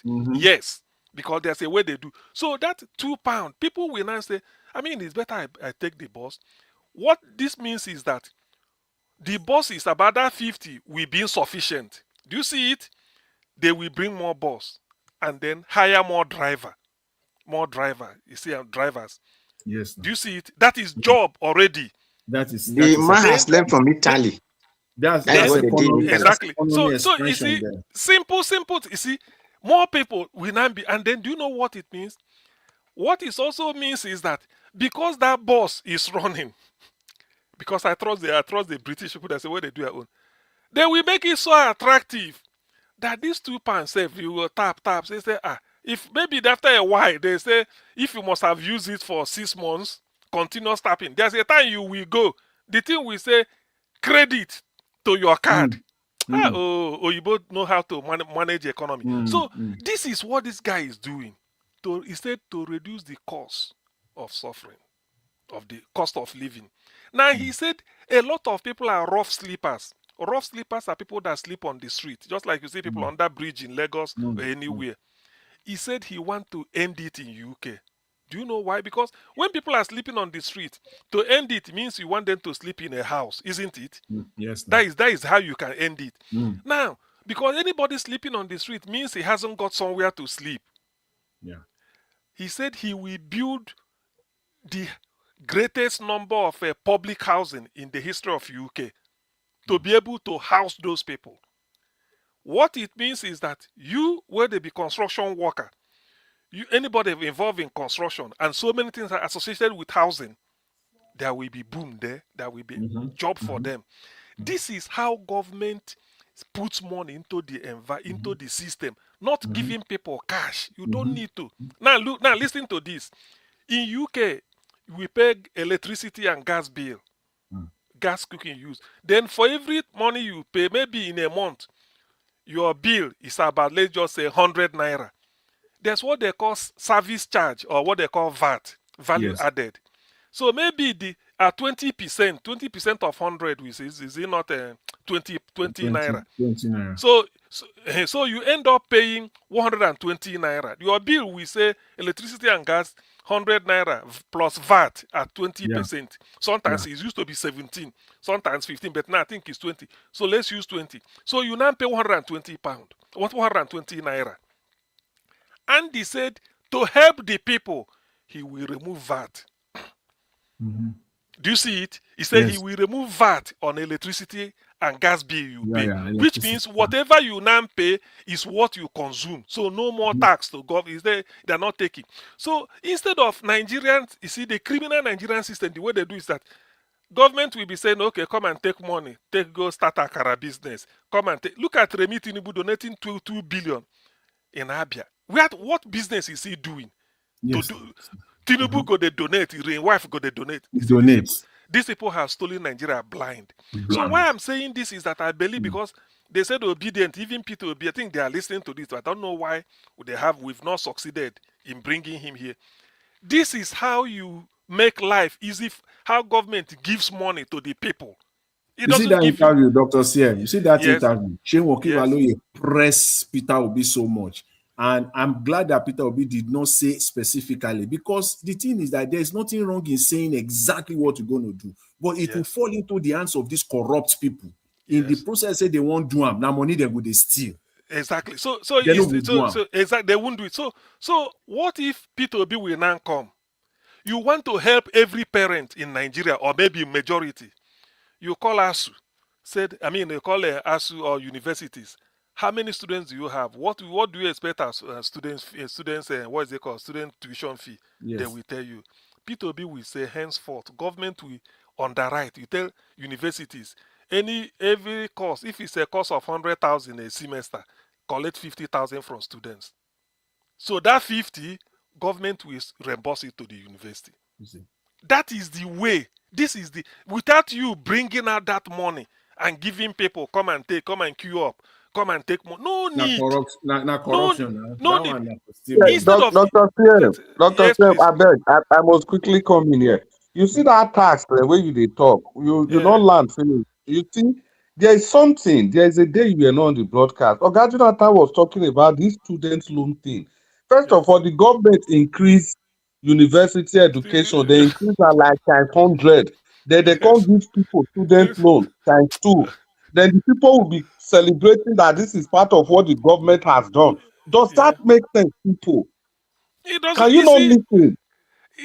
Look Listen. at You see. look at the way you just Uh, explained. Now, it's what Oga Jonathan did, because like almost a month ago, you talk about student loan. See, how can you take money from the system first, then you give yeah. a little to the people, then you now said you have done something? What is Yeah. all this kind of government style? And are we the people that are supposed to be saying this? The NDC and the campaign organization, are they I don't dead? know. Can they Are not they, make this kind of analysis? exactly. Let it be on Exactly. the That is public the thing. page. Let it be on See, the tone. today, So that student loan, go and investigate. Since Oga Jonathan talked that I have been following the loan, it has been corruption everywhere. that is Just the 2 days thing. ago, it was discovered that the money are given to the VCs. They don't even give the student any of these funds. I That is the beg. thing. That you see. This is the way government gives money to the citizens. It's not Mm, giving them cash. You mm, know what that thing they are bringing. You say, okay, now cut it. Say, supposing teacher will be announced, said, ASU or universities, these are number of students you have. For each course, 50% to now you're going to collect now. That is more than student loan mhm. because you're not paying it back. They've reduced it for you. You have done more than that student loan. That's all. It's as simple as that. So you came to a big man's house. He said, "Oga, borrow me 5,000 naira. I want go chop for a restaurant." Now the man pick phone, call the owner of the canteen, say, "Please give this man a plate of food at the cost of 500 naira. Forget about the 4,500. I go pay." The man never give you food. No, He don't give don't you give food them because food. you want to borrow 5,000 to pay back. But he's telling you, provide only 500 naira. Go and chop there. Forget about the 4,500. I will underwrite it. Which one is better? Mhm. Which one is better? So this is the way government will do something. That way, I hope it, because since then, I think they should tune in. This platform should now be the policy. That's something like the policy cartel, or what not cartel they call it, sort of the policy angle for And the NDC and platform. P2B. Yes, sir. Let the platform, let them come and list, because some of these things, you see, the people feel that leadership or the way they lead Nigeria is not difficult Mm-mm. to solve. Lessen the problem of the people is very easy. Mhm. Easy. It's just a matter of policy. For that is for people and then when you do it like in universities, secondary school the same, then you go to hospitals. You don't need all this. You go to hospitals. How much does this that is how government will underwrite it. And then in that case, you can't see physical cash, but you are feeling the impact. Right. Yes. That is the thing. You see, because that cash then they bring corruption. Corruption. Supposing the British Prime Minister say, okay, let bus fare remain the way it is. I'll be giving you Government will like to give each household 100 pound towards one. the. If it not reach, if it get You no toll go reach. gate, you You go. no go reach. You no go reach. And they go even spend more. uh Because you have to administer, reduce it. You have to administer it. You have The to process. start Yeah. doing this thing. So overhead and what is it called, and Mm-hmm. all this of it Yeah, will now, take over. overhead now. Eh, Cost of So between administration. demand don't make them flat. Mm-hmm. What it means is the boss. I've discussed with those people. Say, look, don't worry, government will underwrite. Just go and use 2 pound and try and go. What is that not the best? Is that not? It save you money, and then you travel in a bus, and then it means you have to expand the See, capacity the for most. boss CM, see So the you name, see, see the and the acronym now they don't give them for UK and now. the They tap, call them Andy and the Tap. now For in my the months, country, and the tap, you tap and Nigeria, like this, yeah. now law school now then they name after Tinubu. Law Eh? school. Then When they okay, name sir. na It's institution. not Like only law school. They are naming Coastal Road, naming everything after Coastal him. Road, Coastal Road, Oh, now then they name after we go. Tinubu. They do like this thing for Blackwood. At the end of the day, we are looking for people to blame. Look at simple national economics. And at the end of the day, It's the a, sad part is that the people will be using that to be praising the government. And there will That be is no credible opposition to bring them that, down. that is it. that You is see, that's true. economics. I keep saying it. It's a very simple subject. It It only is. requires common sense. It is. That's all. It only requires common sense. That's all it means. That is the thing. You don't need all this. They carry money every time you carry money. They give. You don't need it. What you know what to do. This is where the people are suffering. Okay, petrol. Do you know that in Nigeria, NNPC, I don't know the way they pay tax in petrol, if to say they streamline them, what you will do is you call NNPC, say how much does a liter cost? That is, see, let me discuss like economics. All things being equal, you know, all Yeah. things are not equal in Nigeria. So that Mm-hmm. all things being equal means say everything is transparent as it go Mm-hmm. be. Sun go rise by in the morning and set in the evening. Let's Mm-hmm. take it that way. Mosquito no go bite for night. So this is all things being equal. You call an NPC, say how much is this? Everything is open. It's okay. Because of that, this is tax people pay on it. Now let us reduce this tax for the next 6 months. NNPC, if it's a liter, let's say a liter of petrol is 1,000, and then NNPC will tell you, out of this 1,000, 650, 9 be our own, or 350 na government. NNPC, government will tell NNPC, okay, we want you to be selling it 700 naira. People go say, good. The same 650, NNPC will keep it. And only 50 they go to government. Meaning that government has given out 300. This is how you help the people. Mm-hmm. Automatic. Mm-hmm. There's no point after collecting those 350 from your tax. You go and bring one criminal saying and then be commissioned to look into this. They'll start to director. Then go create one agency. Agency. Room and another expenses again. Agency where just exist in the wind, the foundation and wind in there. So you know go know they all they still. So that's why when I look at this and start. Every day, if you live in the UK, that's why I respect this country. They are very open in terms of finance. And that's very, here. 3 minutes. Yes. 3 minutes Thank you. to round up. Oh, thank you. So they are very, very open. Managing public fund, very easy. Because they will tell you this is what the money goes for. And the people are very willing. Ordinary tell people, if you see where they park their car, everywhere they go put money, say, I have to park, you pay. Because they are willing to pay. And what they know is that because the system works. Okay, look at this Andy tap. By the time it goes, electricity and gas, where they use every day, they remove VAT. You have helped the entire millions of the people. Now.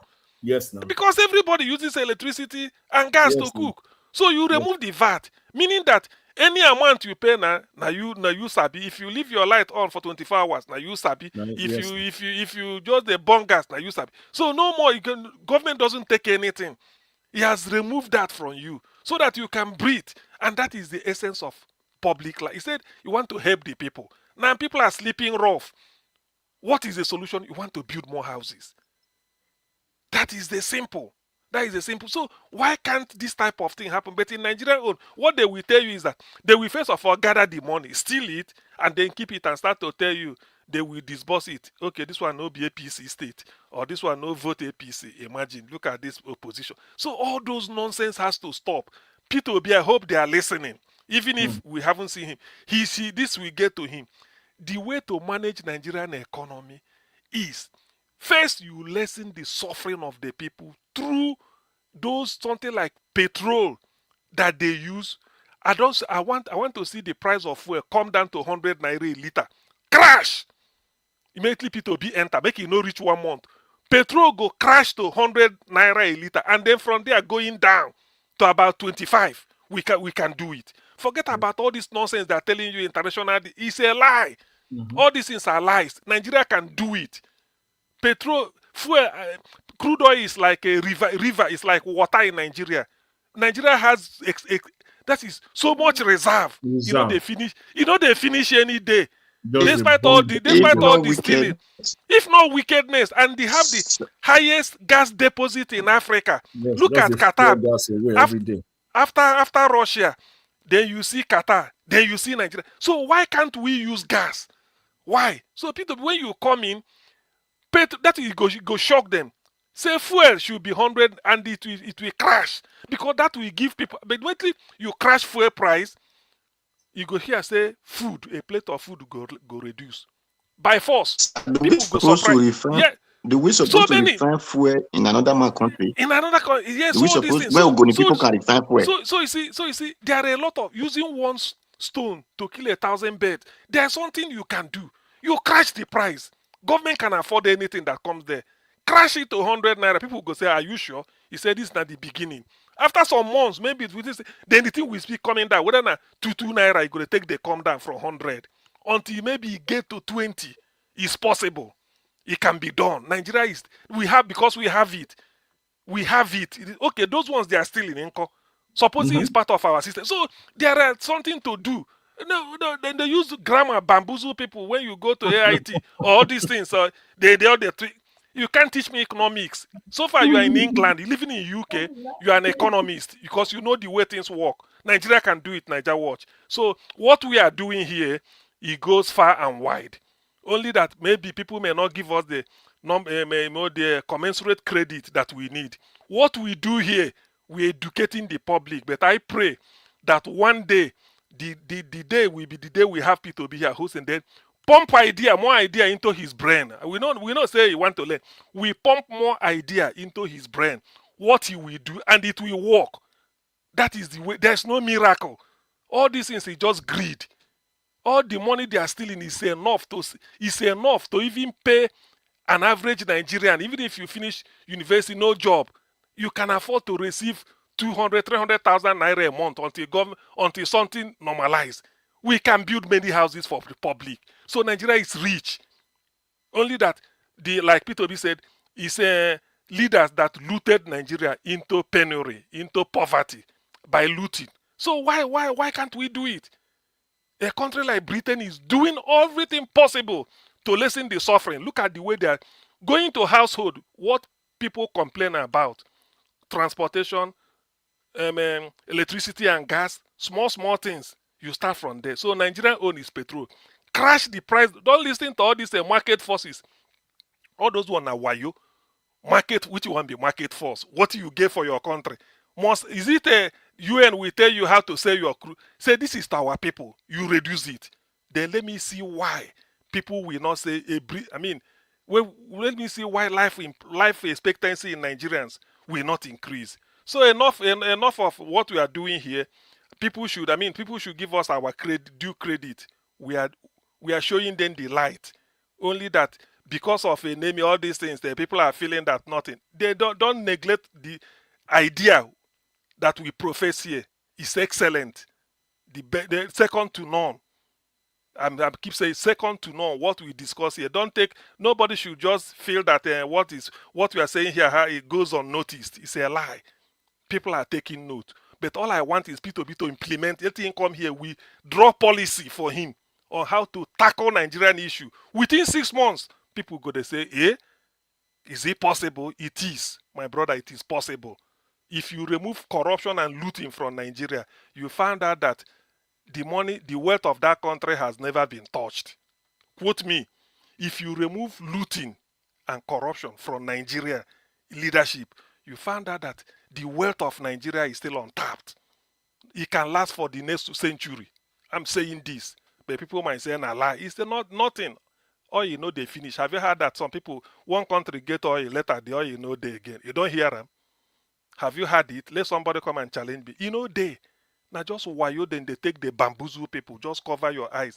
Then the people go, they follow Mumu. But thank God, when we discuss it here, we are very, very articulate, incisive, analytical. What we All say right. here, and it makes sense. Nigeria, thank you very much. Thank you, Thank you. Augustine. Thank you. I appreciate you. Say, don't drag me go 12 o'clock. Thank you. Okay. Mr. Alabo, yeah, go ahead now. You have 1 minute. Is everything? 1 minute. 1 You minute. have to Just be fair speak. to all. Just speak, please. 1 You minute. have to be fair to all. This is a new Nigeria we are building. Please be fair to all. Thank you, sir, for what you do. But no be Nigeria watch the builder now. No, now all of us, No mind now. all of us we must reflect that. Thank You you. remain 30 seconds. Leave Nigeria watch with us. I beg, wait. You already there. They don't take a I'm starting now. Thank you, sir, and God bless you. Thank you, Gassian, for coming in. This is a country where we find ourselves that a president is not speaking to his people, and they are so proud of it. Educated illiterate in APC will come out and be defending evil. We thank God Peter Obi is coming in and he will be the president. You will see these same people who could not bring Tinubu to stay for 30 minutes, have a conversation with Nigerians, will be the first people to speak. If he did not come out to talk, they will criticize. They will come at Nigerians. You people should just wait for them that time. But we are building a better country. Crashing fuel price, Peter Obi, we strongly believe will do those things to favor the people. We have enough to go around for the people of Nigeria. We want a system. Dr. Sim, at them my house, I saw email from HMRC. You dey understand? They tell me say I overpaid tax last year. Yeah. See now. Come they tell me say I go. They tell okay go to your government account. Now so I go open up. I go see big money for my account. You see? See, See big money where they say now them they hold me. I've worked in oil sector for over 12 years in Nigeria. I've not seen. I don't know where my tax they go. Yeah, the Nigerians, if people don't understand when we are talking and shouting about a system, people, government will be fair to you. These are civil servants too. They look at, calculate what you have worked, and they say, no, we overcharge you, we overtax you, and they carry the money and put for you, then send you message, say, come and take your, this is your money. When are we going to grow to this kind of level when we talk a system that is going to work for everyone, irrespective of who you are? An institution will see things like this and say, oh, this is how it's supposed to be. No, like this. In judiciary, in legislative arms, everything will be going smoothly. We know coming of Peter Obi is going to set a pace for us and a standard that it will be difficult. Even if it is Kwankwa, so anybody who wants to come, any Fulani, any person from anywhere wants to come, whether Hausa, whether Benue State, to become a government, a president in 2031, it will be difficult for that person to change from, because the Nigeria people will come against them. That is a kind of a country we want. Every one of you, Peter Obi have said it now. Defend your vote. If we are not going to court, Dr. Kachi have said it, Peter Obi have said it. We, the Nigerians, we are saying we are not going to court. I have said it time without number. Even if Peter Obi told you, oh, the judiciary brought me, it is not about Peter Obi. Peter Obi is safe. He's living very well. We are the ones suffering. Peter Obi have secured a future for his children and his generation. They will never be poor. It is you, the common man on the street. This is your fight. So you must defend your vote with all your life. The same way. Imagine what is happening in Nigeria. APC is not concerned about encouraging Nigerians to get PVC. APC is not concerned about telling you the importance of coming out to vote. APC is not concerned because they believe they have designed their election, they have rigged it. That is what they believe. So they don't care about you. How can you have a president who don't care about you? He has not spoken to you people. He doesn't care. Bayo Ononuga now is the one that speaks for the president. Peter Obi have said, we did not elect these people. That is why he doesn't respond to them. We did not elect. Even though you stole the mandate, you are not the president. But you don't see us that Nigerian people are important for you to speak to them. We are not important. Tinubu is hiding everywhere. His wife using our resources. They came in and they told us that they don't need our money. Tell me, let them give account when they will leave office and see how much they will spend to tell you all this money, all these places donating. They will put all those money. But now she is standing as if those billions she is mentioning is her personal money. But when they leave office now, they will bring, when the corruption will be coming, you will see document they will bring that this is where the money went. I donated 2 billion here. But today now Nigerians is doing it as if it's their personal money. This is the corrupt system we are coming to destroy. They came in now, they are riding on our finances. How can people in this old age, you are acquiring property? What are you going to do with them? How many houses are you going to live? You took over the Bodulon that belongs to the federal government. You took it from the Lagos State people. Turn it into your own house. You have captured the whole Lagos State. Go to Ogun State. A lot of houses belong to these families. Go and fact check. All this real estate you are saying, there is no one. Majority of them is linked to this family. What do you want to do with money? Then you have invited foreigners to come and be feeding. The Chagoris and all the rest are feeding from Nigerians. Nigeria must wake up and stop these people. The force is not stronger than us. We are stronger than this individual. If only we will come and unite against religion, unite against ethnicity, for us to unite against this tribalism that is affecting us. Once we do this, we will take back our country. Then we will have a fair system where your children will have better education. See them. See Yesunwike. It brought majority of my brother, people then who were on those scholarships. He said, why would you go to study law in abroad? We have a better system in the University of Port Harcourt. We have a better system in the River State University. This was what the governor said. And he stopped the bursary, everything. Stop it. All the people that are Mechi sponsored are brought to go. He withdraw all of them, said they should come back. This is the same man now. The daughter graduate law from the law school. And mind you, if you check and check, is 5 naira did not spend, it might be from the River State Fund. Because they are not accountable for us. It might be from the River State. They don't use their personal money to train their children. No. It comes from the government fund. The same scholarship that's supposed to go to the poor people. These same people who have the money, they don't want, they take for their own family also in that place. That is the kind of thing. This is people now, all their children abroad, they went to study. The same you that left River State School, you could not make it and tell your child to study in that same place. But today they are doing. So this is the hypocrisy you can see in this character. Today he has captured most political parties. They say they are doing rainbow coalition. And the useless governor who have deceived majority of gullible people who fell for him. When I say he's the most incompetent governor so far in the history of Nigeria. Most useless governor so far is Simfubara. He came out on television telling Rivers people he had returned back to their family. He did not think about people that have lost their life. The state assembly quarter, the billions of naira they wasted, and other local government houses they burned down because of this nonsense. Disagreement between him and Yesunwike. They don't care.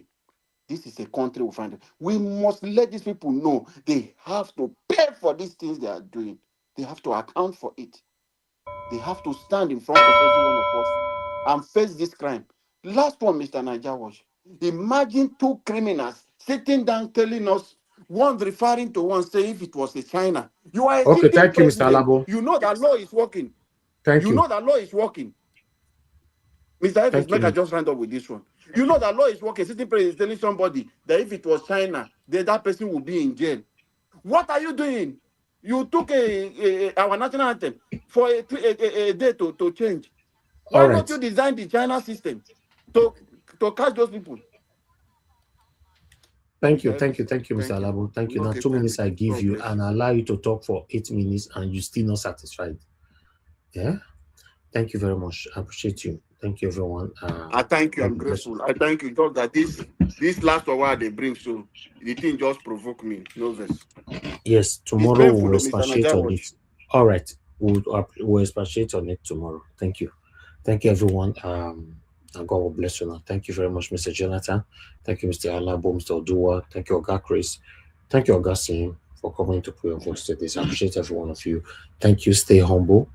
I appreciate your presence earlier on. And thank you, Madam Debbie, for calling in earlier on. God bless you. I appreciate those of you that super chatted me today. Thank you very much, Mother Peggy Modi. Thank you, Oga Simon Gelmede. Thank you, Matthew Adosoma. I'm very, very, very grateful, my people. I'm not taking none of you for granted. Thank you, my people, in the comment section. My mother for Mommy Diaspora. Thank you, Mommy, for always being there for us. Thank you, my brother Abu Azi. I appreciate you. Thanks for always being there. Thank you, Mother Peggy Modi. Thank you, Uyi Desmond, Mother Eugenia, Mother Stella Maceredo. Thank you, Mr. Johnson Emmanuel, Michael Ganimaro. Thank you, Mike Akinbari. Thank you, Divine Cross, and many, many more that came in today. And God will bless you, my people. We've come to the end of this broadcast. Let's continue again later on, 7 p.m. Nigerian time, so we can continue to talk about the things that's affecting us. I know certainly there will be a lot of reactions to Peter Obi's interview. So because of that, we're going to have an extensive submissions, or rather analysis on people's reactions later on 7 p.m. So stick with us, subscribe to our channel, hit the notification bell, share our videos, like our videos, engage our super thanks button whenever you watch our pre-recorded video or our already concluded videos. God bless you, my people. Ladies and gentlemen, have a good night and bye for now.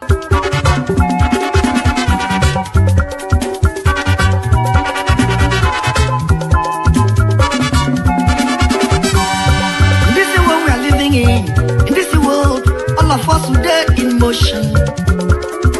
Everybody there in motion. Moving to our various stations. As we there in motion, make we do good to ourselves, yo. Make we do good to our neighbor. Before we reach our station, every walk gets paid. Every walk gets paid. Whether not good to work good, nobody work good. Every walk gets paid. Whether not good to work good, nobody work good. Now I make a day fear my God. Whether not good to work good, nobody work good. I make a day fear my maker. Whether not good to work good, nobody work good.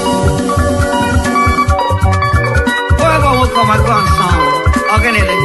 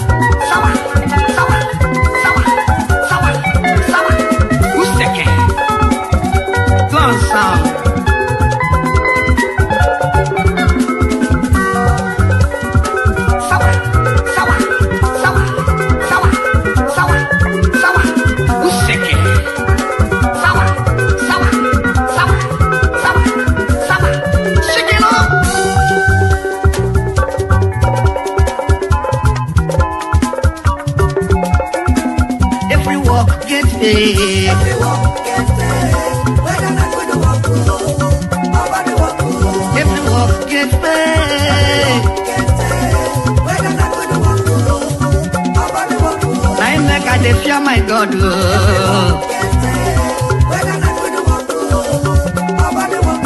I make a fear my maker.